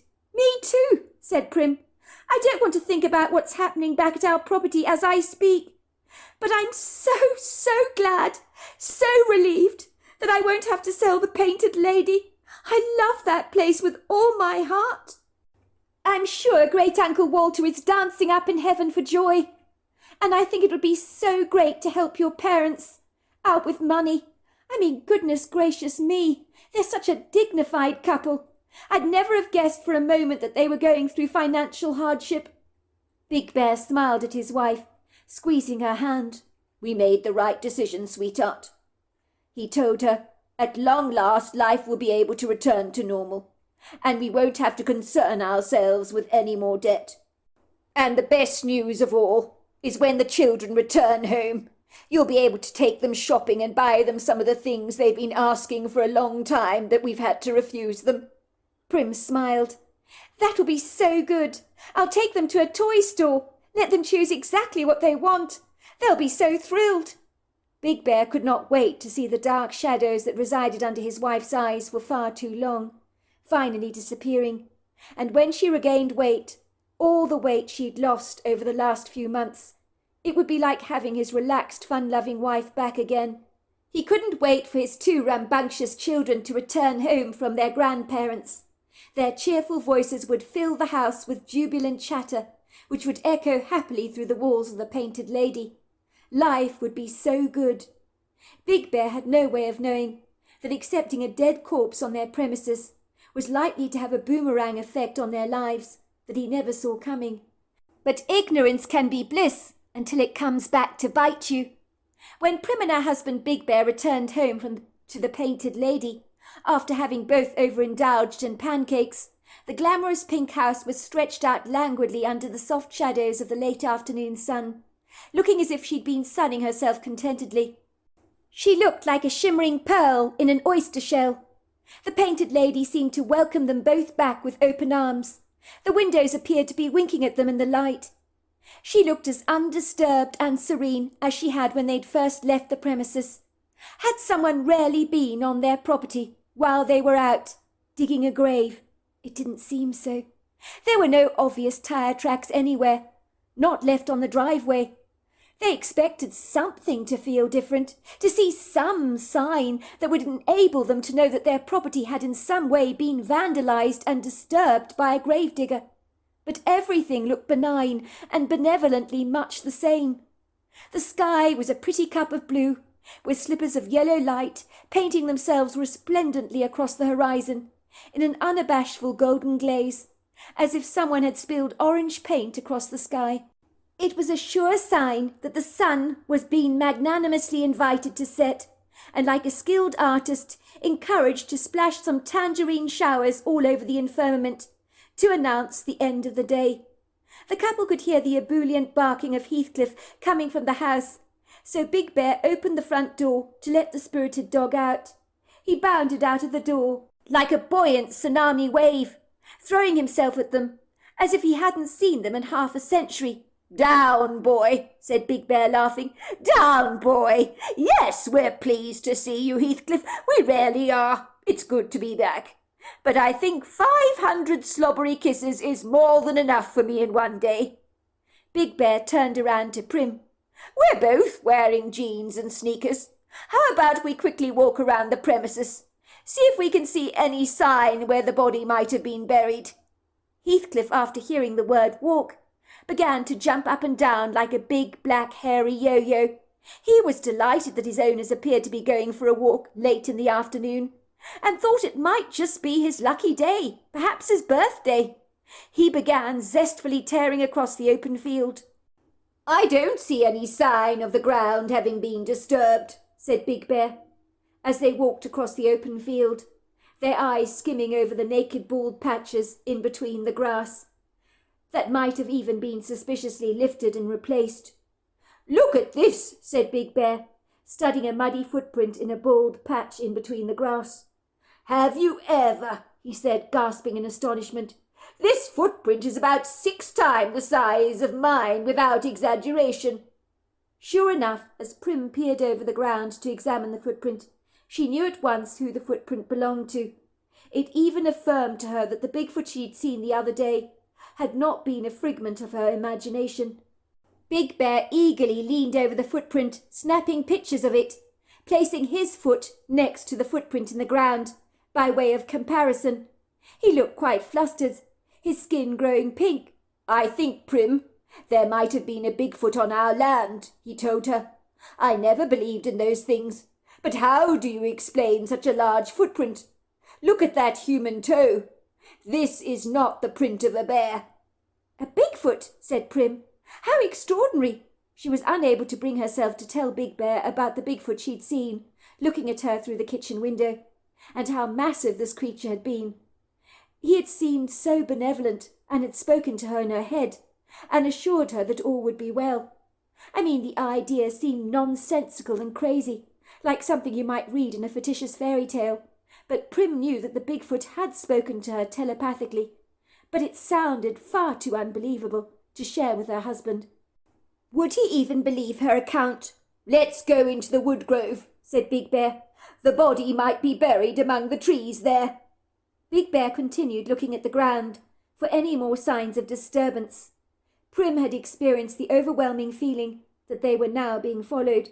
She was sure she'd heard snapping of twigs, and that did not come from her own feet.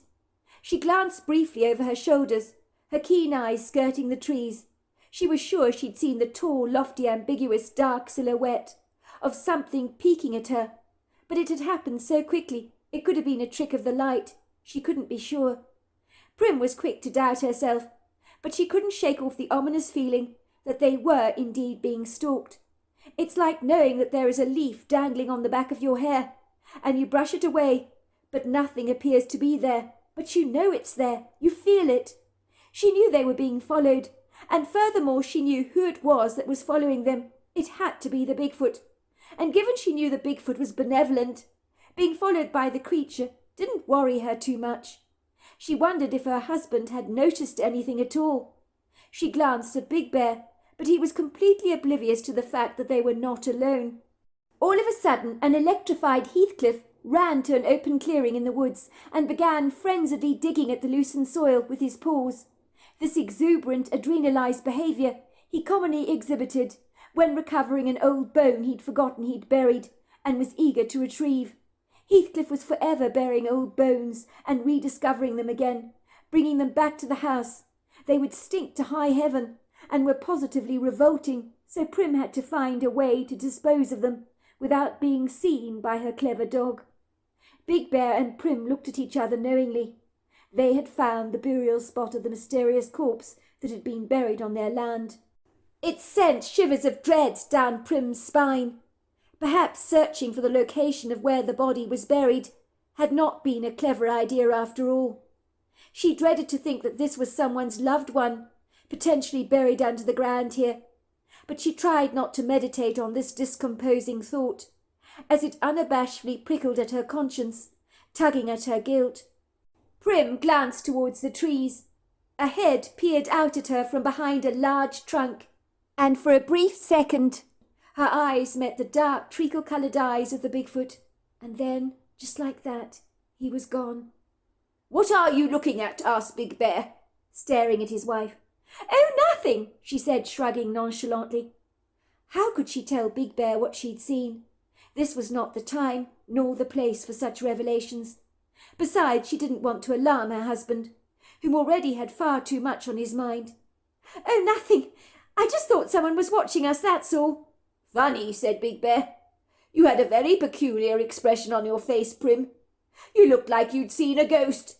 "Did I?" said Prim, letting out a mock laugh. Big Bear returned his attention to their dog, who was throwing the soil up haphazardly all around the place with his paws, barking excitedly. "Heathcliff, enough," said Big Bear. "Stop digging, boy. Well done for finding the grave. Good work. Let's go back home, shall we, before it gets dark?" Heathcliff gave them both a pitiful look. He was itching to dig up the ground and get to the strange scent, but he knew better than to disobey Big Bear's stern tone of voice, that he'd learnt from bitter experience needed to be obeyed at all times, or no doggy treats would mysteriously make their way into his bowl. It was as they returned to the Painted Lady that Big Bear suddenly noticed a large bag hanging from the lattice work on one side of the wall, where the rambling wild roses were climbing up the walls of the house in a shower of pretty white blooms. He walked over to the duffel bag, undoing the zipper, and sure enough, lying neatly in the bag was a great deal of money. "Oh, my goodness, Prim! It's the money! It looks like it's all here! All $300,000, said Big Bear, smiling brightly. "Oh, my God, Prim! Do you know what this means? This is really happening for us. We get to keep the Painted Lady." For a moment the couple danced outside the Painted Lady, as if they'd won the state lottery, and Prim felt as if a huge weight had lifted off her shoulders like a hot air balloon floating in the wind. She persuaded herself to believe that the body on the land was that of a very bad man who worked for a drug cartel, and thinking of the body in that light made her conscience feel a lot more clear. The pink house smiled at them as the sun finally slipped into its secret resting place, and the light of the day faded away as fast as it took to make a large yawn. And before long the couple returned into the Painted Lady, as if they'd been enveloped by a large, warm hug. Prim had almost forgotten how much she'd eaten earlier on in the afternoon. She began to busy herself in the kitchen, making their dinner. She brought the dinner trays into the living room. She had made the couple toasted tuna melts, French fries, and Greek salad. She filled 2 large glasses with Diet Cola and ice. As they sat comfortably watching the television together, with trays perched on their laps and the ice in their frosted glasses tinkling, Big Bear switched on the news, as he did every evening as a matter of routine. "Breaking news," said the news anchor. "Eliza Kennington went missing over 3 days ago. Her parents are very concerned as to her whereabouts. The teenager who was working as a waitress at the Ribs and Rack all-night diner was seen leaving the diner at 2 a.m. in the morning, and one of her colleagues that works here at the diner witnessed Eliza getting into a strange man's truck. The man had a long black beard. "Can you tell us what you saw?" said the news anchor, placing a mic in the young waitress's flustered face. "Oh, my God! That diner is 20 minutes away from us," said Prim, turning up the volume of the television control, her eyes focused on the screen, her face growing as white as a lily. "Well, I've known Eliza for years," said the girl, sniffing, as tears spilled down her cheeks, which she wiped away with the back of her sleeve, realizing that she was on camera, and she didn't want to embarrass herself. "We were leaving the diner for the night, after working on the late shift. There had been a handful of customers. The manager said we should go. Our manager, Mr. Watkins, is kind like that. He could see there were no patrons in the diner to be served. It was a very quiet night, you see, so he let us go early. I was really grateful. We were both dead beat. It takes a lot out of you working these crazy hours, but we get double pay working late at night, and the tips can be especially good after our patrons have come back from a bar and are a bit bladdered.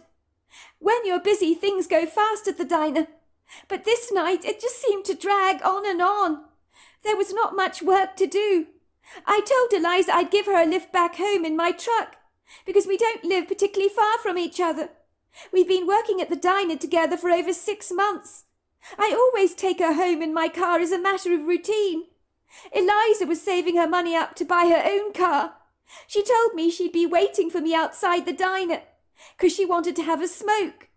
I had to finish wiping down a few tables that were a bit dirty. The manager was still in the bar, cleaning away some glasses, talking to the chef.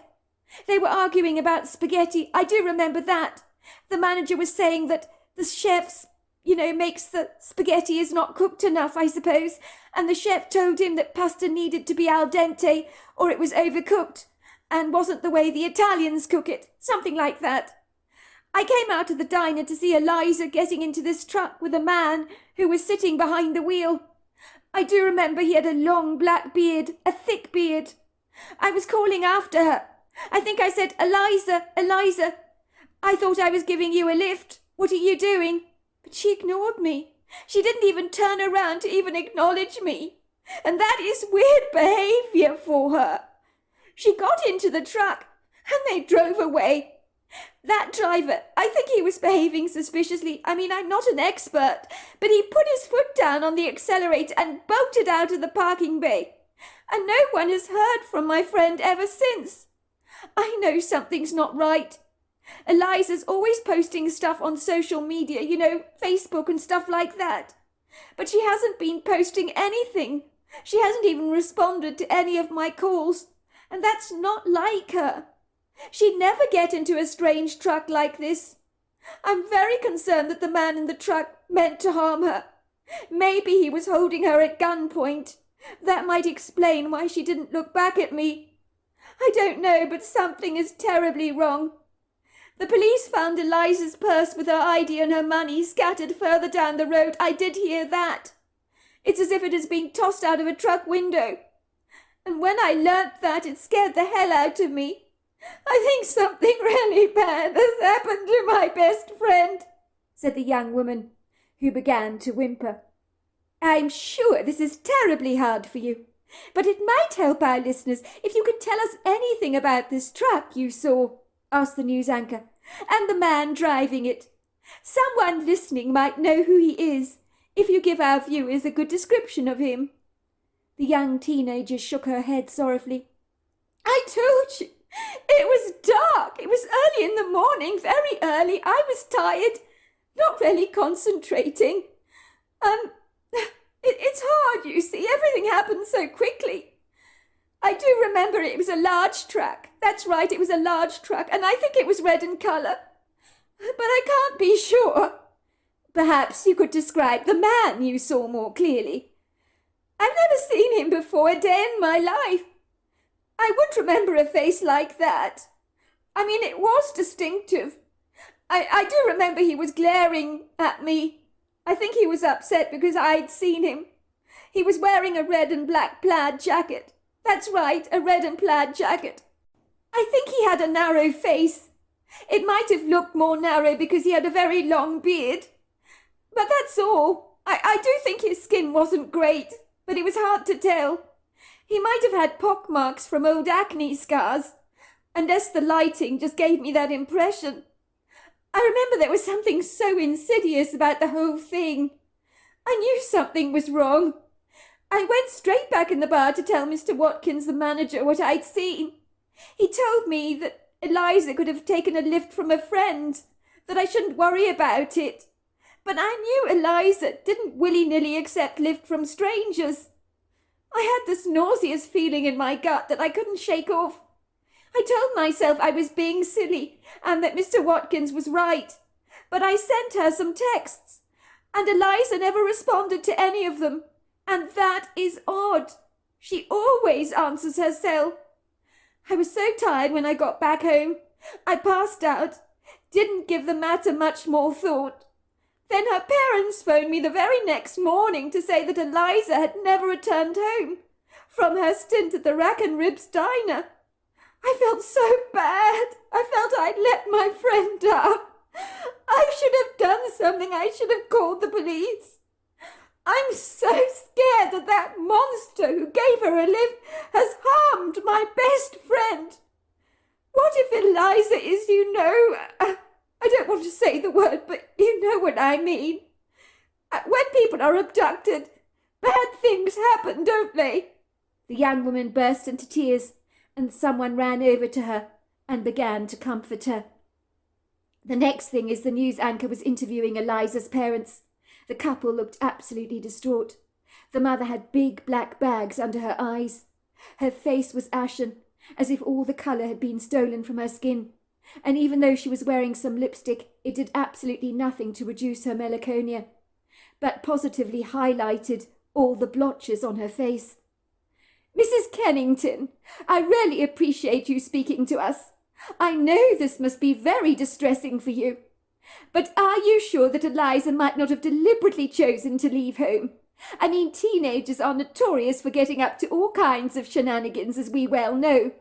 How do you know that this young man who spirited your daughter away might not be a boyfriend of sorts? Maybe she wanted to run away with him. How are things back at home? The woman frowned, blowing her nose hard into a handkerchief, and furiously shaking her head. Never! Not my daughter. She'd never ever run away. She's not like that, you know. I know my daughter, said Mrs. Kennington. She was a homebody, very prudent young lady, sensible, reliable, punctual. She never did drugs, nor did she drink, although she did smoke. That was her only vice. My daughter doesn't have a boyfriend. She's focusing on her studies. She's not a great socializer either. But something has happened to her. She's been abducted by this awful man. I know she has. My daughter would never ever get into a stranger's truck. She's very weary about that kind of thing. I told her not to work at the diner, said Mrs. Kennington, bursting into uncontrolled sobs. I knew it was a bad idea. I mean, at that time of night, anything can happen. And I'm sorry, but the world is getting to be a dark place these days. It's not as safe as it was when I was a little girl. And I blame it on those computer games young people expose themselves to these days. It makes some of our kids very dark. The choices they make are terrible. I told Eliza that I didn't have a good feeling about any of this. But she insisted on taking the job at the diner. She told me I was being ridiculous and far too overprotective of her. She'd be absolutely fine. But now she's gone. And her purse was discarded further down the road. Explain that to me. My daughter would never abandon her purse and money. Money was still in her wallet. This whole wretched business reeks of foul play. My daughter has been abducted by a monster, whoever he is, and he might have harmed her. Someone out there knows exactly what has happened. I do appreciate what you've been through, Mrs. Kennington. This is a dreadful thing that you've been through. I can't imagine as a mother what you must be feeling like. Do you have a message for this person who may possibly have abducted your daughter?" "Yes, I do. I am begging you," said Mrs. Kennington, her eyes filling with tears. "Please let my daughter go. Please don't harm her. She's a very good girl with a wonderful heart. I beg you, don't hurt her. I can't sleep, I can't rest until I know what's happened to my baby. Please, please send her home to us. Please don't hurt her." Mr. Kennington stood there very soberly. His face, much like his wife's, was ashen. The anchor asked him if he had anything to say. "Yes, I do have something to say.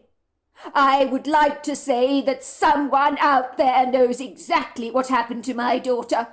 And if you know and you do nothing about it, then shame on you. You need to contact the police at once. Maybe someone out there knows who this mysterious man with the long black beard is, who gave my daughter a lift in his red truck. My daughter's friend has given you a great description of this man. A police artist has done a drawing. Please look at the pictures on your screen and see if it triggers any bells. Do you recognize this man? You could be potentially saving my daughter's life. If you know anything, I beg you to come forward, to have a heart, to contact the police, to do your civic duty. Our lives at the moment are a living hell, worrying about the whereabouts of our beloved daughter. I do not have a good feeling about this whole thing. I'm pleading the public to help me. I regret not listening to my wife. I thought it would be healthy for my daughter to be earning her own money. We're supposed to encourage our children to become independent. But I never predicted any of this happening. Not for a second. Soon the news anchor was interviewing the manager of the diner, Mr. Watkins, who was looking very uncomfortable to have a microphone shoved in his face. "Mr. Watkins, I understand you manage the Rack and Rib Diner. I'm standing where the truck actually arrived outside this diner. This is the location where the truck was seen, and this is exactly the position where I'm standing now, where Eliza was seen getting into the red truck. It's very good for you to speak to us, Mr. Watkins. I appreciate it so much. Can you describe your waitress, Eliza Kennington, to our listeners?" "Yes, indeed I can. Now, she was a very good girl, was Eliza. Quiet, hard-working. She's been at the diner now for 6 months. Very reliable young lady. You don't get many as good as her. She never once arrived to work late, and is always attentive and friendly to all our customers. Nobody has ever had a bad word to say about her. Eliza's got lots of friends. Many of our patrons know her. I thought she'd accepted a lift from one of them. But this mysterious man with the long black beard, driving a red truck, I don't actually know anyone fitting that description. But much like Eliza's father, I would say call the police if you know someone fitting that profile, or someone who's suddenly shaved off his dark beard." "Mr. Watkins, I'm sure our listeners would like to know how Eliza was behaving on the evening she accepted a lift from this truck driver. I assume you know your staff well. Did you notice anything different that stood out to you about Eliza? Did she seem nervous, excited, worried about something perhaps?" "No, not really. Nothing stood out as if, not normal. I mean, she was in a good mood," said Mr. Watkins. "But then again, she was an upbeat teenager, so her behaviour wasn't unusual. I know she's accepted lifts from patrons in the past, so when I heard she'd got into a red truck with someone, I really wasn't worried. She's a clever girl. I thought she'd taken a lift with someone she knew, but it seems I got that horribly wrong." "I'm here outside the diner, where Eliza Kennington got into a red truck at 2 a.m. in the morning. If you have any idea who this—" "I am sorry, Big Bear, but I can't listen to any of this any more," said Prim, throwing her tray of uneaten food onto the coffee table and dashing over to her husband's side, grabbing the remote control from his tray. She switched the television off sharply, her eyes swimming with tears. For a moment she stood there staring at Big Bear. Her whole body began to shake like a leaf. "What the hell is the matter, Prim?" asked Big Bear, shocked by his wife's demeanour and her reaction to the news brief. "Why did you switch the television off like that?" "Don't you get it, Big Bear? Wake up, will you? Smell the coffee, for goodness sake. Oh, my God, Big Bear, what have we done?" said Prim, waving her arm in the air frantically. Prim's face had become as white as a sheet. Her eyes grew round. She focused on her husband, her voice becoming like a cautionary whisper, as if she was afraid that the walls of the Pink Lady might take offence to what she had to say. I think the body that is buried here on our land, I think it belongs to Eliza Kennington, the man who abducted her, with the long black beard. He buried her on our property. I know he did. He's the man that phoned us, the one that paid us $300,000 in cash to cover up his macabre crime, to ensure he never got caught. I mean, what better way to conceal your wicked deed than burying it on a private property? We've helped a vindictive murderer, Big Bear, cover up his crime, when he wants locking up in a state penitentiary and never seeing the light of day ever again. What have we done, Big Bear? What have we done?" Big Bear looked dismayed. He rubbed his chin. "Don't be ridiculous, Prim. You're barking up the wrong tree. There is no way the body buried on our land is that of Eliza Kennington. Besides, they don't even know if the young lady is dead. It's all just speculation at the moment. For all you know, the man in the truck may indeed be a boyfriend that she met online, that she was clandestinely choosing to meet. It happens all the time. She's a teenager, for goodness sake. They're notorious for doing things like this. And even though her parents claim to know their daughter well, do they really? Half the time parents have no idea what their children get up to. Oh, come on, Big Bear. You heard her, Mother. She's a prudent young lady. Of course she's dead. Everyone knows that. They're just not saying it. You could see that even her mother knew her daughter is no longer alive. Her mother knows, Big Bear. Do the math. Eliza Kennington vanishes in our neck of the woods around the time we get a mysterious phone call offering us $300,000 in cash for the privilege of burying a deceased body on our land. All this happens at the same time that Eliza goes missing. I'm sorry, Big Bear. The coincidences are far too remarkable. They rarely are. Do you know what Great Uncle Walter used to tell me? He said, Prim, there is no such thing as coincidence, and he's absolutely right. The young girl, Eliza, gets into a red truck, and then she's never seen again. I'm telling you, Big Bear, we should never have accepted that money. How could we have been so stupid? I knew something terrible would happen. This is an absolute nightmare. I'd rather sell the Painted Lady than have to face up to all of this. We weren't thinking straight. That's what desperation does to you. You dive into the deep end with the sharks, failing to realize that you might get bitten. We can hardly go to the police, Prim, said Big Bear. We could be accused of covering up a crime. I don't want to go to prison, and nor do you, and that's a possibility. Worse still, the police might believe we're actively involved with the disappearance of Eliza Kennington, if it is indeed her body that has been buried on our land. You know how they can twist things. My mother knew a young man who went to prison for 30 years because the police got him to confess for a crime he never committed, until the DNA proved he was innocent. I know, Big Bear. I know the police can twist things. But I cannot go to sleep knowing that that poor girl is buried on our land. Look at her parents. They're frantic as to her whereabouts. My heart broke for poor Mrs. Kennington. That woman is distraught. Her parents deserve closure, do they not? Even if it is bad news, does she not deserve to give her daughter a decent burial? And let's not kid, there could be DNA evidence on her body.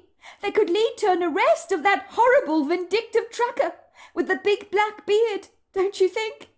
Maybe she scratched him, and there's DNA evidence under her fingernails that would lock the monster up for years and years. A man like that is likely to murder again. He needs to be stopped, Big Bear. We're letting him get away with murder.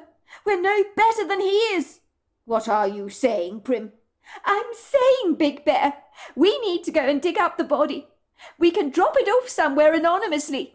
It'll be found by the police and hopefully lead to the arrest of the perpetrator. We don't have to even get remotely involved. We drop the body in a conspicuous place and say nothing. But we cannot do nothing. How can I live with myself if Eliza Kennington is buried on our land? Are you kidding me, Prim? You're insane.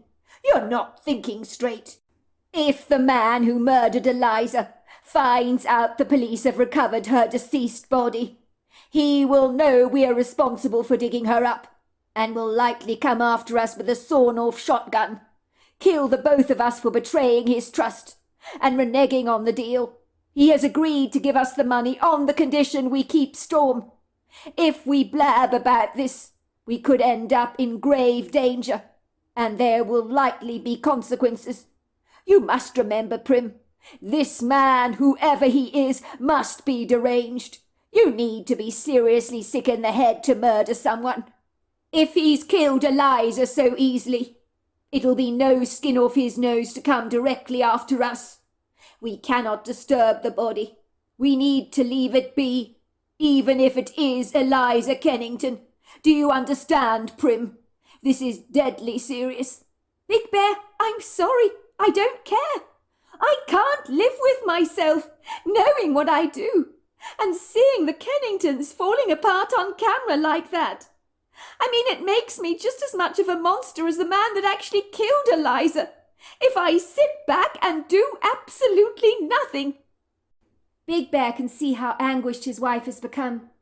It would put the both of them in grave danger to dig up the body on their land, after they had accepted $300,000 in cash for the privilege, for he had no way of knowing if they were being clandestinely watched by the murderer. This is not a good idea, Prim, he says, shaking his head. We need to leave the grave alone. What's done is done. We accepted the money. Let's move on from here, shall we? I think messing around with the killer, as I keep saying, and ruffling up his feathers is a very bad idea. And just supposing he's keeping tabs on us. I'm not saying he is, but supposing he is. And it is a possibility. Don't underestimate a man like this. He could be clever. He could be ahead of his game. Men like him never get caught because they're good at covering their tracks. If we mess with him, we might end up like that Eliza girl. And I don't say that lightly, Prim. I want you to understand, Prim, the gravity of what you are proposing that we both do. In theory, it sounds good enough, even reasonable, but you have no comprehension of what we are up against. It's like asking an ant to toy with an elephant. That ant is no match for an elephant. It's going to get crushed. That man who contacted us, said Prim reflectively, he knew we had financial needs, so that we would accept the money. Maybe he has been watching us. Maybe he knows we're in debt. Maybe he has access to those computers that reveal those people who are not paying their debts on time. That could be the reason he actually contacted us. I said he could be watching us, but I seriously doubt it, said Big Bear. I think it is unlikely. Let's face it, a lot of people would have been tempted to accept a large sum of money like this. We are no exception to that rule. Maybe he got lucky with us, took a lucky gamble that we would accept the money. But I still think that he may be clever, and we need to watch our backs. That's all I'm saying, just in case we've underestimated him. We can't be too careful. But Big Bear, why don't you get what I'm trying to tell you? I can't possibly sleep at night knowing what I know. Correction, Prim. You don't know anything. You're jumping to conclusions. You're being presumptuous. What do you want me to do about it, Prim? said Big Bear in exasperation. We need to dig up the body, just to see if it is her, Big Bear. I need to know. I really need to know. Let's go out there in the woods tonight, dig up the grave now. Then if it is her, we can decide what needs to be done. But that mother's face on the television, it's haunting me, Big Bear. I can't get to sleep with her image in my head. What now? You want us to go digging in the middle of the night like this? Are you insane, Prim? Big Bear, are you listening to me or not? Can't you hear what I'm trying to tell you? We need to dig up the body now. I need to know if it's her. There is no way I can go to bed tonight not knowing the answer to that question. I need to know the truth, Big Bear. You're already saying I'm so thin. I will never ever eat again if I think the body on our land might be Eliza. Do you really want me to waste away, Big Bear? Because that's what's going to happen. Big Bear let out a huge, resigned sigh. He knew what Prim was like. She was like a dog with a bone when she got a bee in her bonnet about something. And now he also felt a need to know if the body on their land was in fact that of Eliza Kennington. And if it was, he had no comprehension of how they would proceed. For if Eliza's killer knew what they were doing, they could potentially have put themselves into serious danger. But he knew he needed to appease his wife. If Prim lost any more weight, she'd be a walking skeleton. He knew she had him by the short and curlies. He'd have to do what she asked. It must have been at about 10 minutes past midnight when the couple left Heathcliff behind the closed doors of the Painted Lady. And he was not a happy camper. Heathcliff was not impressed, realizing that he was going to be discluded from this nightly adventure. The highly intelligent Labrador sensed something was up, and that his owners had been behaving strangely since they returned from town in the late afternoon. When they left the Painted Lady, they could hear him scratching at the front door and whimpering sorrowfully to himself. Prim was sad to leave him behind, but had decided it was not wise to bring him along, given how excited he had been earlier on in the afternoon, when he'd uncovered the grave site. There was no telling how he'd react when they began digging up the grave, so bringing him along for the ride was not a sensible decision. There was a cool breeze blowing that night, which was why both Big Bear and Prim were sensibly dressed, wearing sweaters and sneakers. But Big Bear would likely be working up quite a sweat when he dug up the grave, and would no doubt warm up considerably. But the job should not be terribly difficult, since the gravedigger had already loosened up all the soil. Big Bear was carrying a large trowel in his hands, and they were both wearing head torches, while Prim was carrying an ultra-bright flashlight in her hands, which was just as well, as the couple could not see very well. It was very dark. All of a sudden a flash of something ran past them, and then it stopped to look at them. Prim nearly screamed, but was shocked to see it was Smudge, who was carrying in his mouth the dead body of an enormous rat. He looked surprised to see his owners walking through the field at night, but he trotted away with his quarry, giving them no second thought. Smudge scared the living daylights out of me, said Prim, shuddering. No doubt there'll be a murder scene under our bed when we get back home. Blood all over the place, a tail, a decapitated head. Just lovely. This looks like a very good evening, she said sarcastically. Don't be like that, Prim. Smudge is a great ratter. He's keeping down the rat population for us. That is a maybe. But does he need to decorate our house with his macabre quarry the whole time?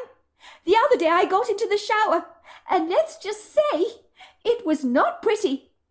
The inauspicious night sky was cloyingly dark, as if the stars, like snails on the seashore, had buried themselves in the depths of the tenebrific veil, like mischievous kids playing hide-and-seek.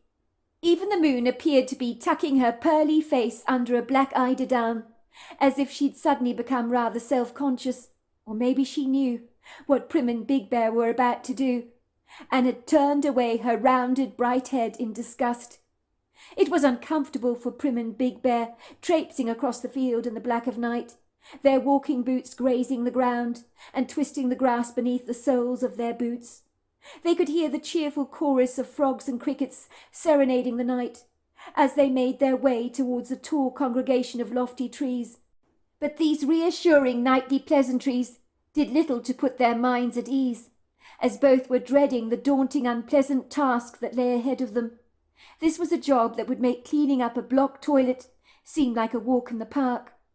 The woodgrove was hauntingly airy at night, and Prim had never explored their property at this crazy time, nor would she wish to venture out at the witching hour like this.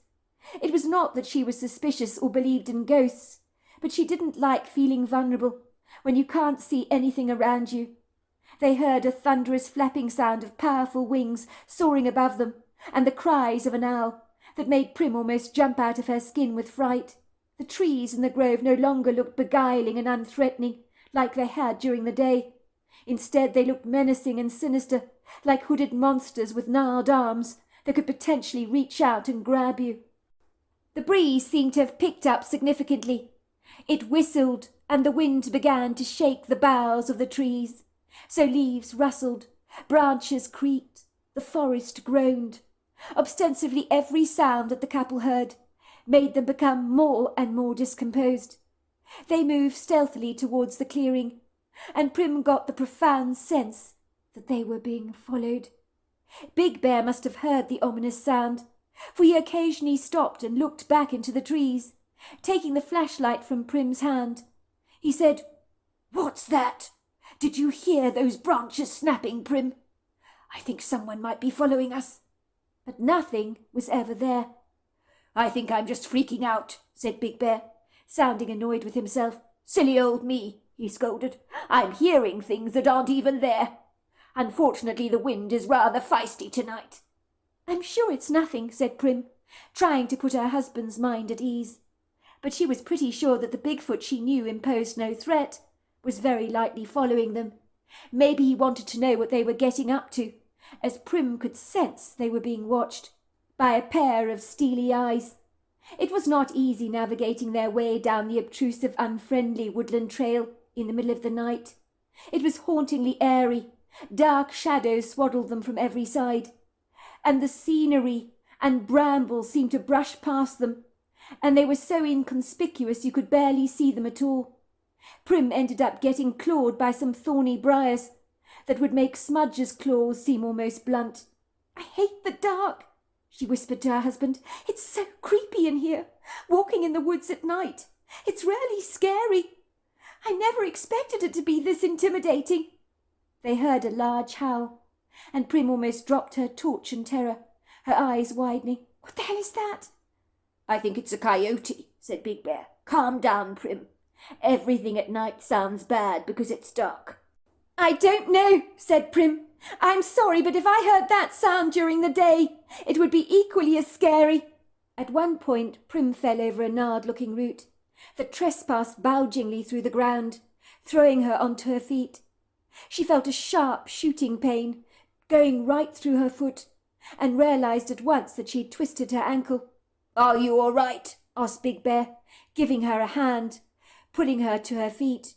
"I warned you to be careful. Stumbling around in the darkness like a blind mouse is not for the faint-hearted, let me tell you. There are lots of officious, meddlesome roots plunging through the ground here." "I'll be all right," said Prim. She could feel the intense throbbing sensation in her ankle. She brushed away the leaves and the dirt from her sweatpants, but she knew better than to complain. She was quite certain Big Bear would love nothing better than to abandon this project. She hobbled a little awkwardly, and then began to walk more steadily, and when she glanced over her shoulders, she saw a dark head and a pair of bright yellow eyes staring at her. She was right. The Bigfoot was watching them. But suddenly she felt amazingly calm, as if she had a profound sense that the Bigfoot was watching over them. She unequivocally knew that this gargantuan creature was harmless, but she wouldn't mention him to her husband, who might not take her revelations very kindly, especially if she told him they were being stalked by a Bigfoot. When they arrived at the clearing where the body was buried, both Prim and Big Bear gasped in astonishment. They observed the gravesite had been covered with a beautiful arrangement of stones, as if it was some kind of grave marker. "Look at this," said Big Bear. "Now this is extraordinary. I've never seen anything like this before. I think the man who phoned you and who buried the corpse on our land must have come back to lay stones over the grave site. I mean, he must have had some kind of attachment to the deceased. He wanted to make the place look special. What a very peculiar thing to do. Most odd. I mean, talk about drawing attention to the grave. You're trying to conceal a body, and then you bring everybody's attention to it.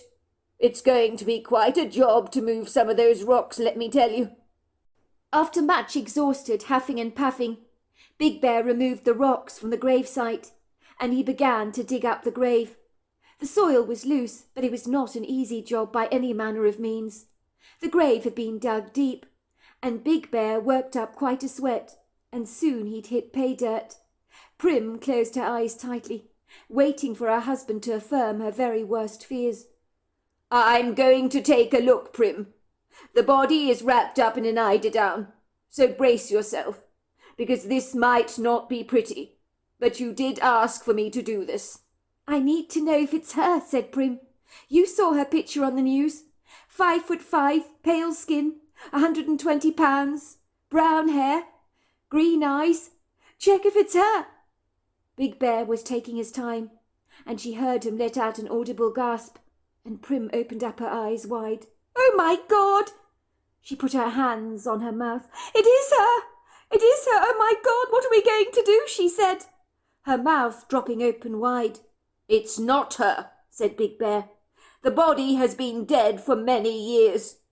All that I have here, buried beneath the folds of this eiderdown, are a bag of bones and a human skull. What? Said Prim, rushing over to the grave to observe what Big Bear was looking at. All of a sudden a huge figure stepped through the trees, and the colour drained from Big Bear's face, as a huge Herculean-sized male Bigfoot had made his presence known. Big Bear wanted to scream. He'd never seen such a terrifying, intimidating creature in all of his life. He wanted to run away. He really did, but he could not.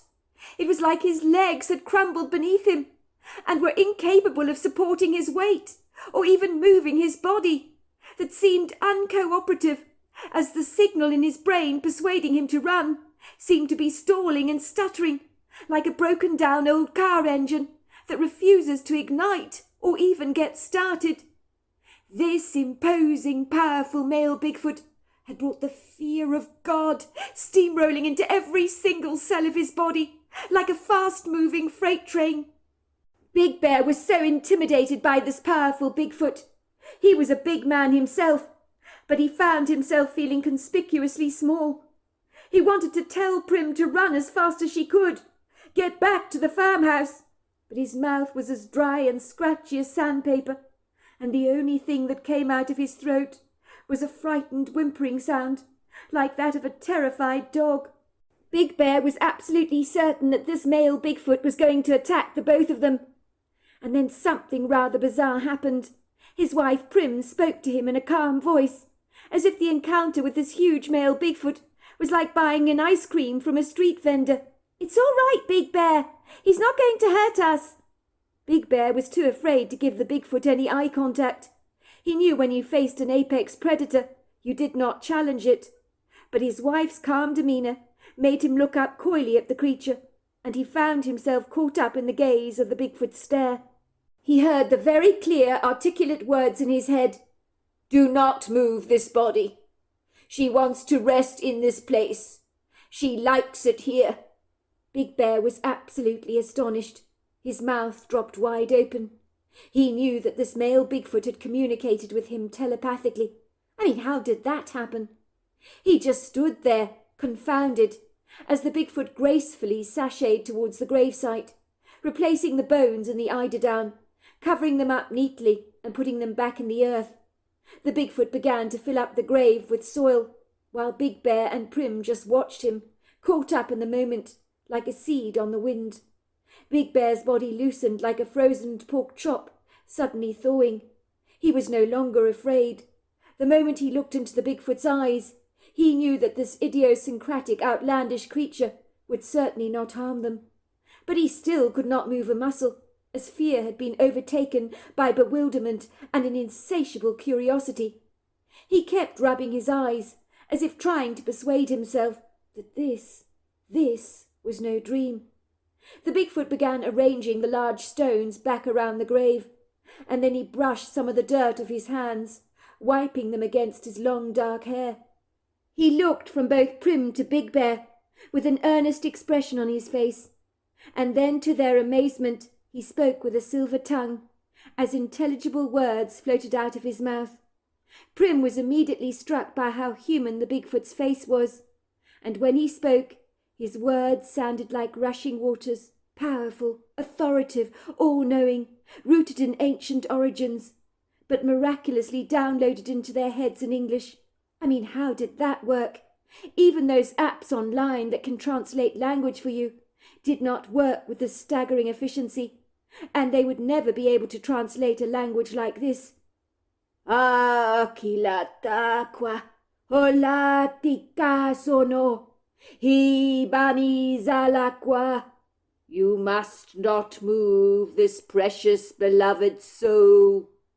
This is where she would like to remain, and I think it wise to listen to a soul's wishes, do you not?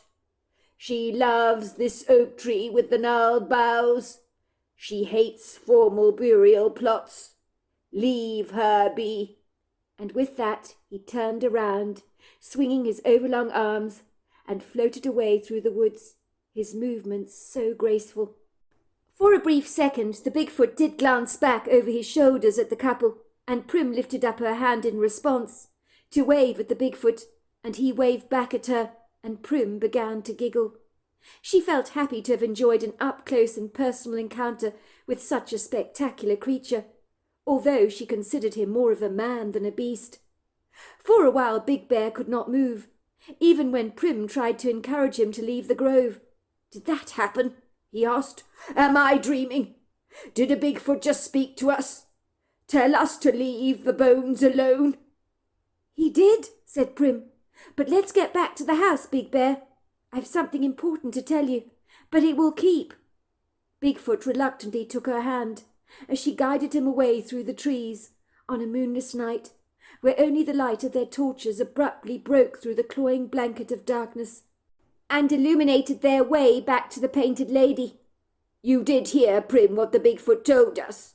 We need to leave the grave site undisturbed. He told us that the spirit of the deceased body wants to remain under that oak tree. I mean, how could he possibly even know a thing like that? Does he communicate with the dead or something?"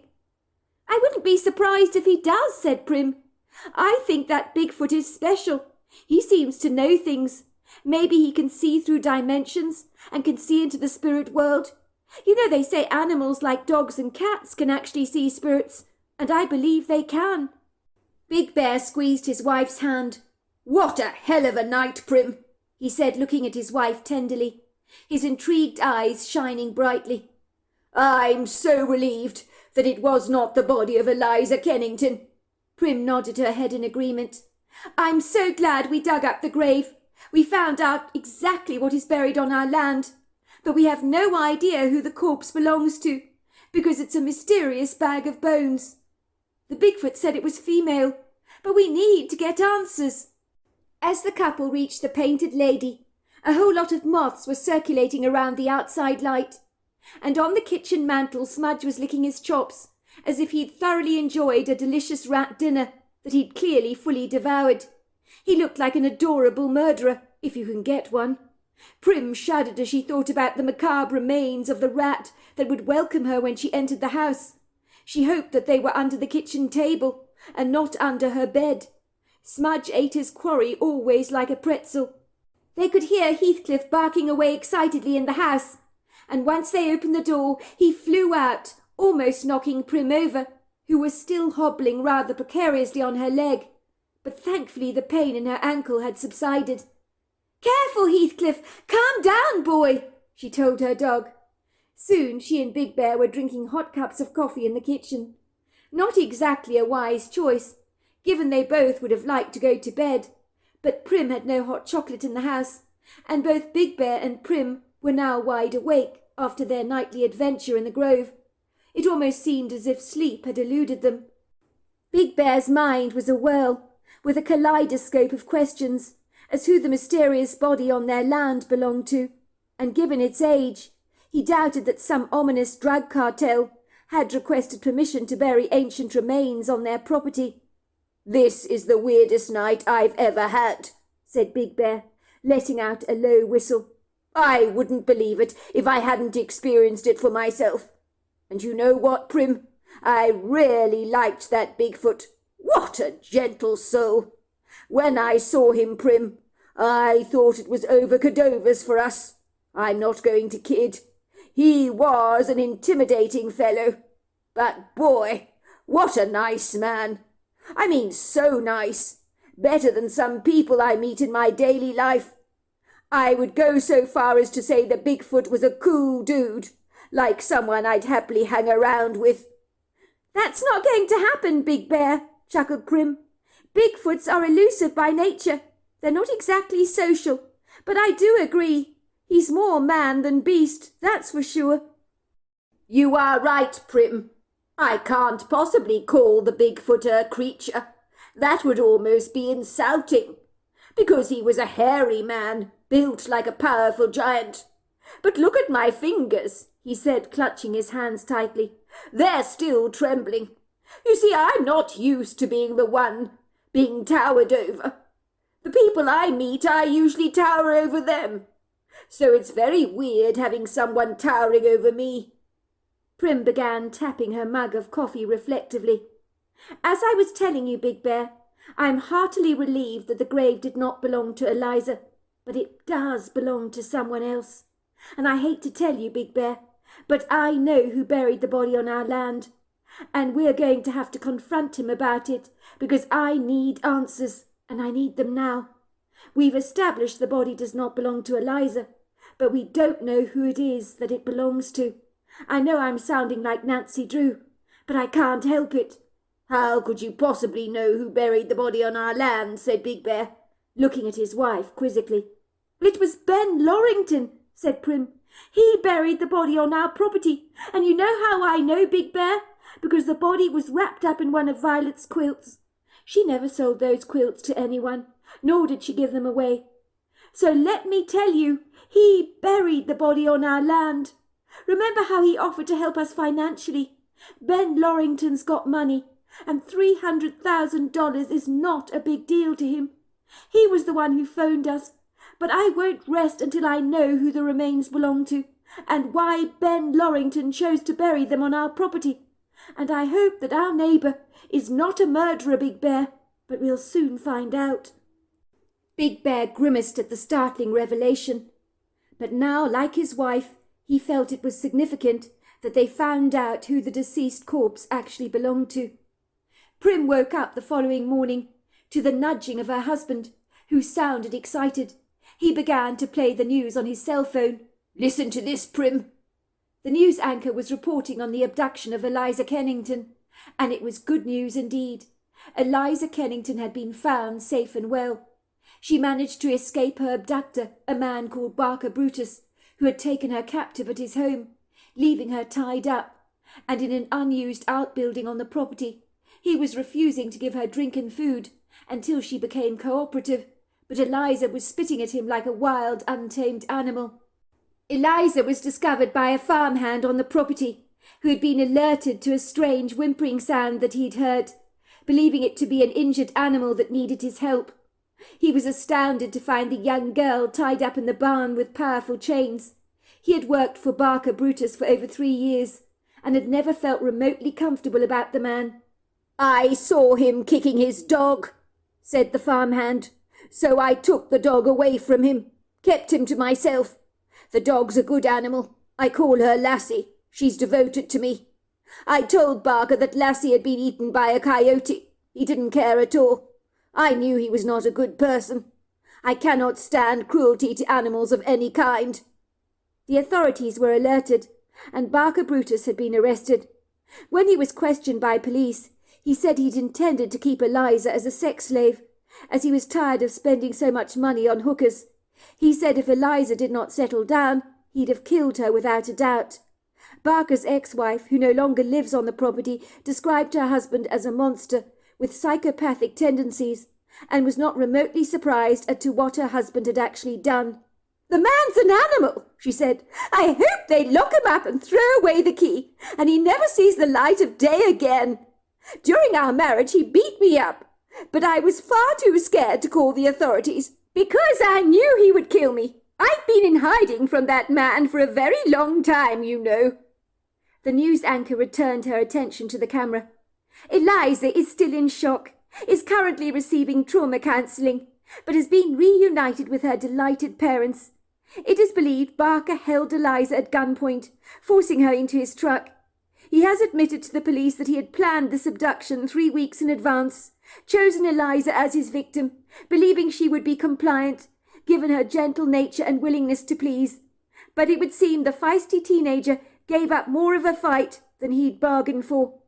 "That's incredible," said Prim, looking heartily relieved as she climbed out of bed. "Normally if I hear about a case like this on the news, I feel sad that someone has gone missing.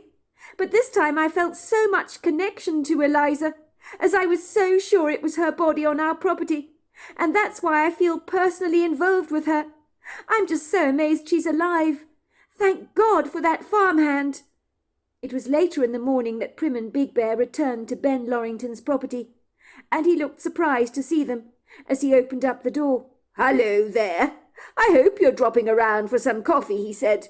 "The place is still a dreadful mess, boxes everywhere, but I'm finally managing to get everything sorted out. I dropped off a lot of Violet's old clothes at a charity shop. I think they were quite pleased to get in such a large haul of clothes. Please do come in, but mind the boxes, will you? I don't want you to trip over anything." Big Bear and Prim meandered around tons of boxes spread out across Ben's living room, and before long they were seated around the kitchen table with mugs of coffee. "So," said Ben, "why do I get this feeling that this is not just a social call?" Prim looked up at Ben Lorrington and said gingerly, "Ben, we know you buried a body on our land. We need to know why." Ben's face dropped, and his eyes were clouded with sadness. "Before I tell you what happened, promise me you won't judge Violet harshly. My wife Prim is the beautiful person you knew as a little girl." Prim did not answer, but Big Bear nodded. "I know your Violet was a good woman, Ben, but please tell us why you came to bury a body on our land, and paid us for the privilege." Ben began mopping his brow, as it had broken out into beads of sweat. "It happened about 15 years ago. Me and Violet were returning home from a party at my brother's house. But my brother has a garrulous wife. She doesn't stop jabbering away. Sometimes I think he just switches off and nods at his wife, not listening to a word she has to say, and I don't blame him for that. She doesn't half go on and on and on. I remember we were getting ready to leave, and I was glad about that. I couldn't wait to get home. But we stood in their doorway, and just as we're about to make our way back to the car to say our final farewells, my brother's wife remembers another thing she forgot to tell us about. And so for about 45 minutes we stood in the freezing cold weather, listening to her yabbering away. My wife Violet was driving. She didn't drink alcohol that evening. She was on medication from the doctor. Finally we said our farewells, and I will admit I don't think I ever felt so grateful to get back in the car. I was practically begging my wife to put her foot down on the accelerator and get out of there.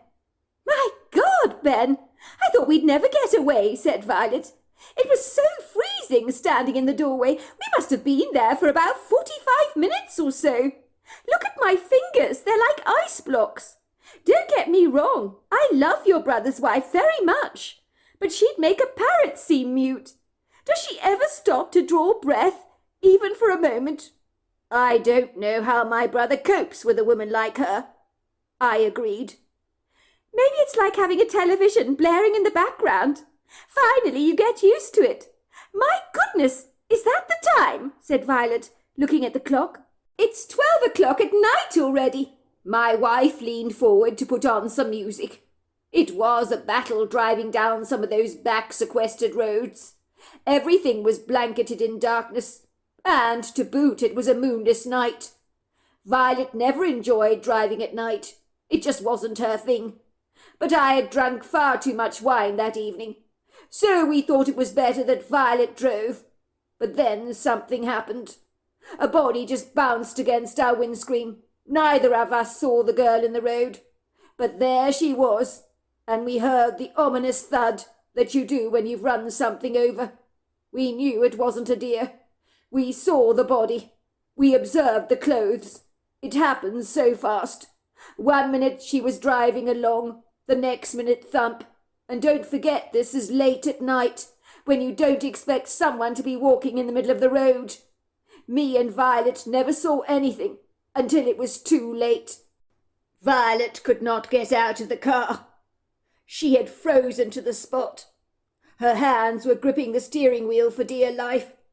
Her face was as pale as a piece of paper, and she was trembling all over. I've never seen her look so frightened in all my life.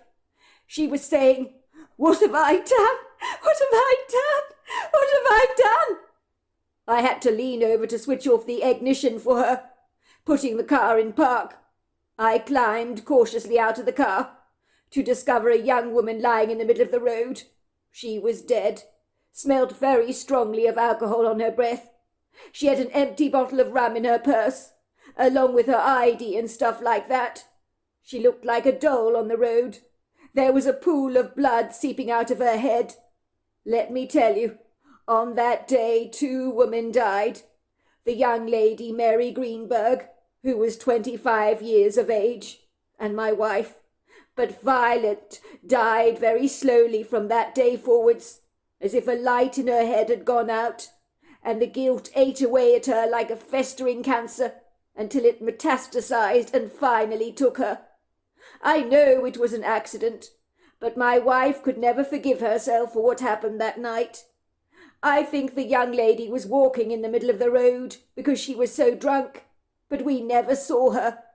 I told Violet we should call the police at once, that I would say I was behind the wheel of the car, because as a man, I wanted to naturally protect my wife, take all the heat from her. You do what you have to do to protect your wife. But she would not hear of it, and in the end we agreed to bury the young lady on our land, somewhere very pretty. Of course, we never expected to get away with it, but there were no missing persons cases reported on the television, nothing about this mysterious young woman, which was astounding to us. No police seemed to investigate the situation. No one came to our door asking questions. We knew who the young lady was because of her ID.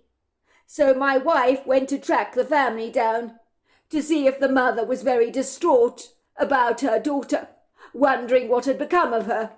But that woman was not remotely interested in her daughter.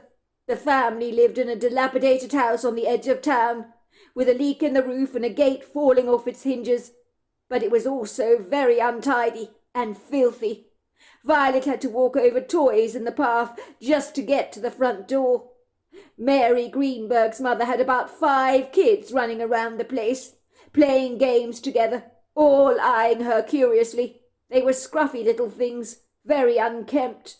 Violet knocked on the door, and a buxom but brassy-looking woman opened it. She had curlers in her hair, a cigarette dangling out of her mouth. She snapped at Violet, eyeing her suspiciously with piercing brown eyes, and said, "Who are you? What do you want?" Violet asked her if she could come in for a moment. The woman was very annoyed. "You better make it quick," she said. "Can't you see I'm a busy lady?" Violet was led into this dark corridor in a very grubby-looking sitting room. The woman gestured for her to take a seat on an old settee that was pretty threadbare, covered in cat's hairs, I think it was. The woman sat down on the opposite chair to my wife. She took a puff of her cigarette and then extinguished it in a huge tray, the size of a round bowl, just full of old cigarette stubs. "Why did you come here? What do you want?" she asked again. "It's your daughter Mary," said Violet. "What about her? I haven't heard from her for years. I thought by now she'd be lying dead in a ditch, That's what the stupid cow deserves." "Why do you say that?" asked Violet. "Don't you care about your daughter?" "What Mary gets up to is none of my business. She's old enough to make her own decisions. She was always drinking too much. A chip of her father's block she was. Can't you see, I've got 5 young ones to take care of. I had these with my second husband. 3 left home long time ago, but Mary never left. Never ever helped me with the kids. Was always drinking far too much. When she didn't come home a few years back, I thought she'd either just shacked up with someone, drunk herself into an early grave. So why did you come here? You're not from the police, are you? Because I have nothing to do with whatever Mary's done." "Oh no, absolutely not. I can assure you I am not the police. I just wanted to find out where Mary was. I haven't seen her for a long time. I'm an old friend, you see." "Good luck with that. You ain't going to find her here. I haven't spoken to my other 2 kids and Mary for years, and good riddance to bad rubbish. Once they left home, they didn't even want to know me." "What about Mary's father? Where is he?" my wife asked Mary's mother. "Oh, you want to know about that old codger? Oh, he was a loser. Loser, why do you think I left him all those years ago? Sorry man he was, always drinking. He got cirrhosis of the liver years back. Miserable codger he was. Drank himself into an early grave, he did. Mind you, my doctor says if I don't stop smoking like a chimney, I'll end up down the same ugly path. My mother died at 92, you know. Smoked every day of her life like I did. Lost her voice like me. But what do those doctors really know? My wife left the premises, realizing that Mary's mother did not care if her own daughter was alive or dead. And so in a way we decided she was safe with us on the land, resting in peace. But we left a duffel bag containing $200,000 for Mary's mother. But do you know, even though she bought herself a nice car, she never did a thing to improve the house or better her children's lives. That woman only cared about herself. Violet believed if she told her about her daughter's fortuitous death on the road, she'd have said something like, "I don't give a toss what happened to my daughter. She never gave a toss about me." "But I don't understand why you moved Mary's body," asked Prim, "and buried her on our land." "Well, I knew I was leaving this property. I'd put it up for sale. Who knows what kind of renovations are going to occur on this land? I wanted to find a safe place for Mary Greenberg to rest in peace. I chose the 2 of you. Believe it or not, it was a very big compliment. I knew you were both made of tough stuff. I also knew you needed money. It seemed like a win-win situation to me. But something bizarre happened when I arrived on your property to bury the bones. Of course, I don't expect you to believe a word of what I'm about to tell you, but I'm looking forward to sharing my story with you nevertheless. I walked across your property, deciding whereabouts it was I was going to bury the body. I'm a Libra. I'm pretty bad at making decisions like that. If Violet were alive, she would make the decision on my behalf. So I was struggling to find a suitable spot to bury the bones. That was when I heard this whistling sound. I looked up to see this Bigfoot walking towards me, and he was beckoning me. Let me tell you, I've never been so startled or scared in all my life. But then I heard the words in my head. "Don't be afraid of me. I know I look formidable, but I'm a nice dude, really. I'll show you where she wants to be buried." So I found myself following the Bigfoot, and an incredible peace came over me, as I knew that this was just a hairy man, much like myself, but big and hairy. I followed the Bigfoot towards a clearing in the trees. He pointed to a specific spot under an oak tree, and told me that she likes it here. She likes the oak tree. I began to dig it up with my spade, but the Bigfoot took the spade from me, throwing it across the ground as if it was a useless tool, and then using a large tree stump began to lift up the ground, and he dug very deep, deeper than I had intended to go. He put the bones in the ground for me, and replaced the soil on them, and he did it so quickly, and looked up at me and said, "She's safe here, and she wants you to know that she understands it was an accident. She's at peace, and she's also here with your wife. Your wife is smiling at you. Your wife says she's happy, and she tells me to tell you Booba." When the Bigfoot said she said Booba, I couldn't believe it, because that's my wife's special nickname for me, and nobody knows that. The Bigfoot turned to me and said, "Thank you for the apples that I've enjoyed over the years. I'm very grateful you planted that grove. I hope I didn't take too many of them, but I've got a terrible sweet tooth. Just so you know, I'll keep an eye on the grave," and he patted me on the back as if I was a good old friend of his, and just glided away. He came back and said, "Oh, if you're leaving, please tell the new owners to keep the orchard. I'll try not to take too many apples."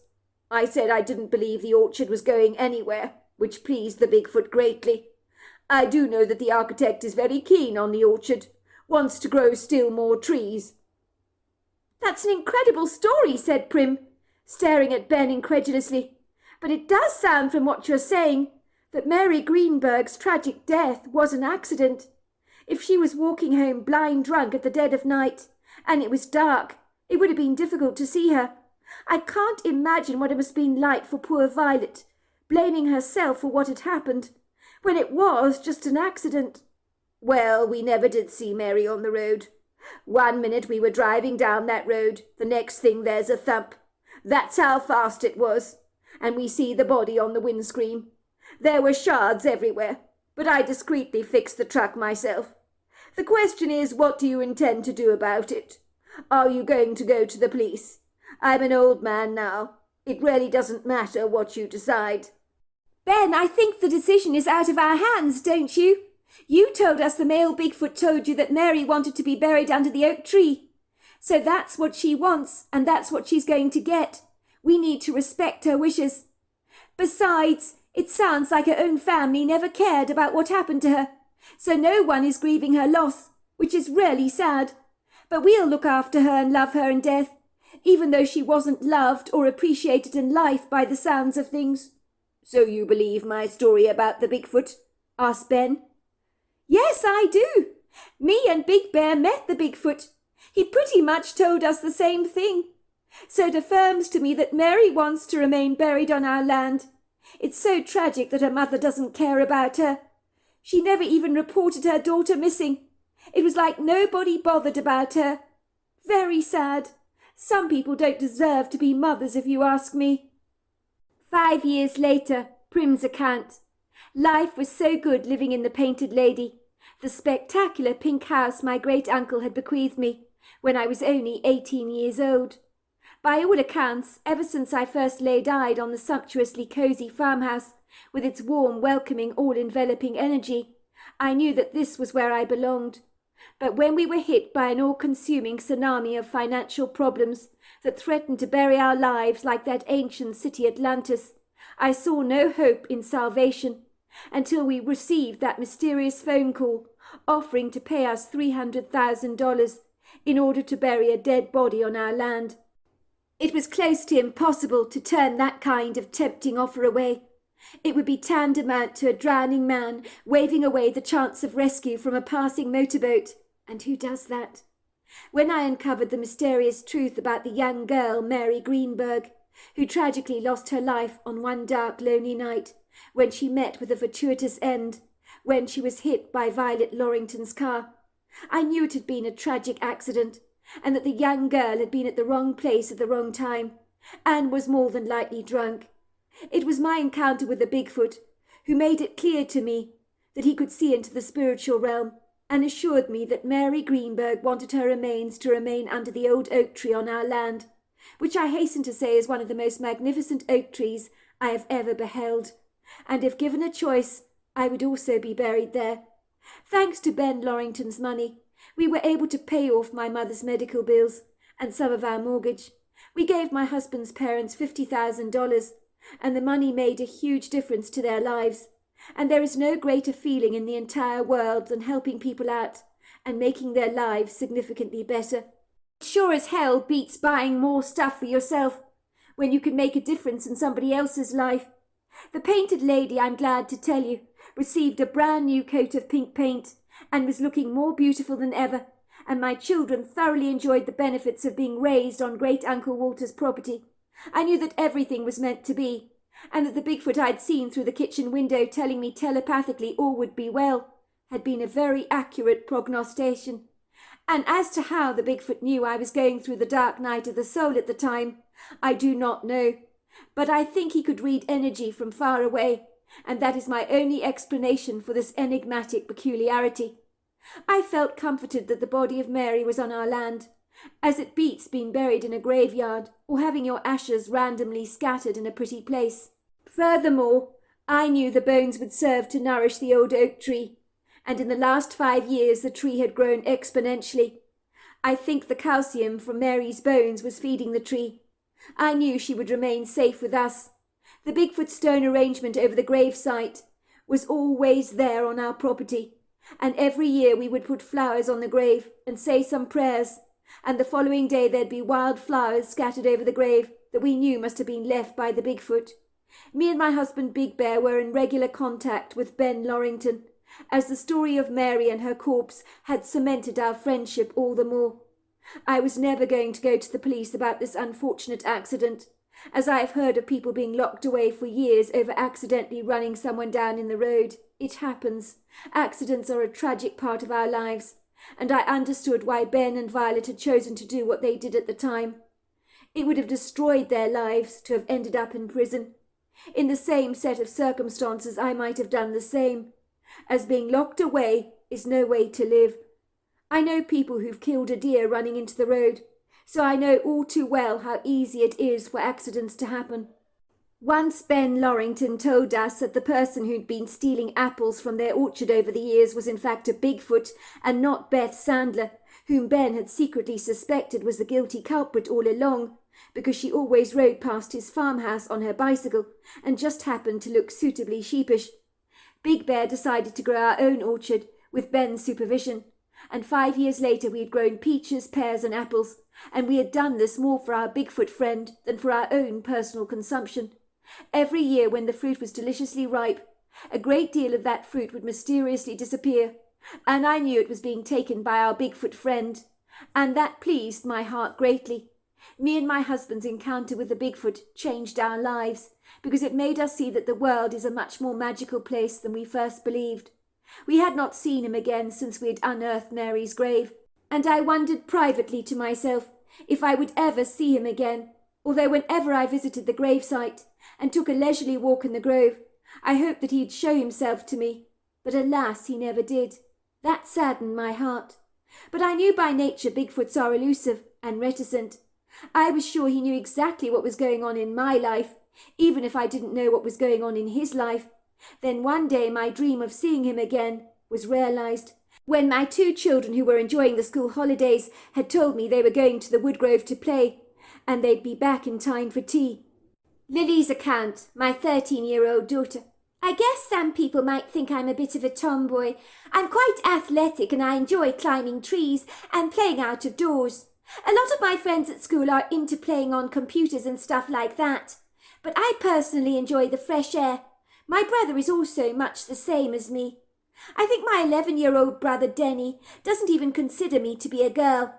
And I take that as a compliment because he says I'm brave and courageous, not intimidated by any challenges. Of course I like pretty things and dressing up nice, but I really like getting dirty. Playing games in the woods and climbing the old oak tree are my favourite things in the world to do. I was happy it was the school holidays, so that me and my brother Denny could scoot around our sprawling property and have so much fun together. It was a lovely summer's day, and Denny and I decided to go and climb that old oak tree in the woodgrove. The tree I'm talking about is made for climbing. It's huge, with sculptural branches that stretch up into the sky with huge hugging arms. It would be the perfect tree for a treehouse. The tree overlooks a little clearing, and on its right-hand side there's a large collection of rocks arranged together very nicely. which my mother Prim has told me not to ever disturb. Sometimes we've seen flowers on those stones. My mother says it's the grave marker of someone special that died a long time ago, and that we must not tell anybody about the grave, 'cause it's a family secret. It's good keeping secrets, 'cause I've not told anyone about the grave, nor has Denny, but then Denny's a very quiet person. My mother says he wouldn't say boo to a goose, but why would anyone want to boo a goose anyway? I know I wouldn't. It doesn't matter that Denny doesn't talk much, as I'm good at doing all the talking for the both of us. I always know what my brother is thinking, 'cause we're very close. We have an old dog called Heathcliff, who's 12 years old. He used to love running in the trees, but these days he sleeps a lot and likes to stay with my mother all the time. He's a black Labrador. We have a cat called Smudge. She's 13 years old, like me. She's often running after us in the woodgrove and likes to climb trees with us. I think she likes showing off, as she's always climbing on the highest branches that cannot support our weight, and it's like she's telling us that she's much more accomplished than we are. If I were a cat, I'd also be an agile climber. I love the woodgrove. For me and Denny, it's our secret place where we can hang about together and do all kinds of fun things. During the summer, the woodgrove is so lovely and cool, and it's just the best place to be, because the trees are like large green umbrellas above our head. I love it when a breeze is blowing, and the trees look as if they're dancing. When me and my brother Denny walked into the grove, it was pretty that day. There were ferns everywhere, furnishing the ground, along with shrubs and pretty wild flowers. There was a pretty delicate light twinkling through the boughs of the trees, and we could hear the buzz of insects, the tweets of birds that were high up in the canopy, and the whooshing sounds of the trees swinging in the breeze. I like the woodsy, earthy smell of the grove, and sometimes me and Denny scare away deer and rabbits. But curiously, the squirrels and chipmunks are always interested in us, and sometimes they even follow us into the grove by darting from one branch to another. Whenever we go to the old oak tree, we stand by the grave, where this person is so lucky to be buried in such a cool place. The grave marker is way better than those horrible granite slabs you get at a cemetery. We say our prayers for the deceased body lying under the stones, and me and Denny begin to climb the old oak tree. And then there's Smudge, who comes racing behind us, scrambling up the tree. She darts past me, inadvertently scratching my hand. I cry out in pain, snatching my hand away, loosening my grip on the branch, as a reaction to being scratched. And then I lose my grip, and I'm airborne. I go crashing to the ground, centimetres away from those rocks, and land on soft foliage with an unfortunate thump. Luckily it was not too bad a fall, but I was still crying out in pain because it was sore, and the pain was shooting through my body. Denny was peering down at me through the branches. His face paled. "Are you all right, Lily?" he called after me. I let out a whimper because the pain was fearsome. I tried to stumble to my feet, but I could barely walk. It was difficult to walk, you see. Denny said he'd go and call my mother. He ran off with Smudge running behind him, leaving me all alone in the woods. For a moment I felt very scared. I was certain somebody was watching me, but nothing was there. And then I saw him. At first I thought I was seeing something very funny, that I was dreaming, because it was a dark shadow in the woods. Then I saw it was a giant man who was covered in hair with very long arms and a very big body. But I wasn't scared, because he spoke to me. He said he'd take me back home, and that I would be safe. He carried me in his arms like a baby and brought me back to the house, and my mother saw the Bigfoot, that's what he's called, carrying me in his arms from the kitchen window. She opened the door to greet us. I think she was afraid that I'd been badly hurt, because I saw her face was pale. My mother said that the Bigfoot spoke to her, telling her I'd be all right. He thanked her for planting the orchards and said he loved the peaches best of all. I remember my mother saying to him, "Thank you so much for bringing her back safely." Then the hairy man put me down on the ground and he glided away. He was so nice to me. Me and my brother always hope we'll see him again. One day I pretended to fall just so he would come to my rescue, but he didn't, 'cause I think he knew I was pretending to be hurting when I really wasn't. My brother said I was a useless actor 'cause I couldn't convince him that I was hurt. He said my tears were not real. I told my mother and she said it was a silly thing to do because the Bigfoot is a very clever man and would know I was play acting. I know she's right about that, but my mother says that I mustn't worry because she's sure that I will see him one day again. And I think she's right, but she told me I will see him when I don't expect to see him. So there you are. That's my story. Wow, what an incredible story. I really enjoyed that. I don't know about you. And what a turn up for the books. So that was not the body of Eliza. That was the body of a young woman called Mary, who had been buried in there because she had been run over accidentally by a car. And poor old Violet, she was so guilty about what she'd done that unfortunately she ended up getting cancer. But wasn't that an incredible story? And I do agree. Beautiful place to be buried under an old oak tree. Well, hello there. I hope you enjoyed the Omnibus edition. We've got many more coming our way for you to listen to. Sending you love wherever you are in the world, in North America, Canada, Kenya, wherever you may be. I send you lots and lots of love. Thank you for listening to my Omnibus, and I really do hope you enjoyed it, because that's the whole idea about it, is to give you some interesting stories to listen to. So until next time, goodbye and good night.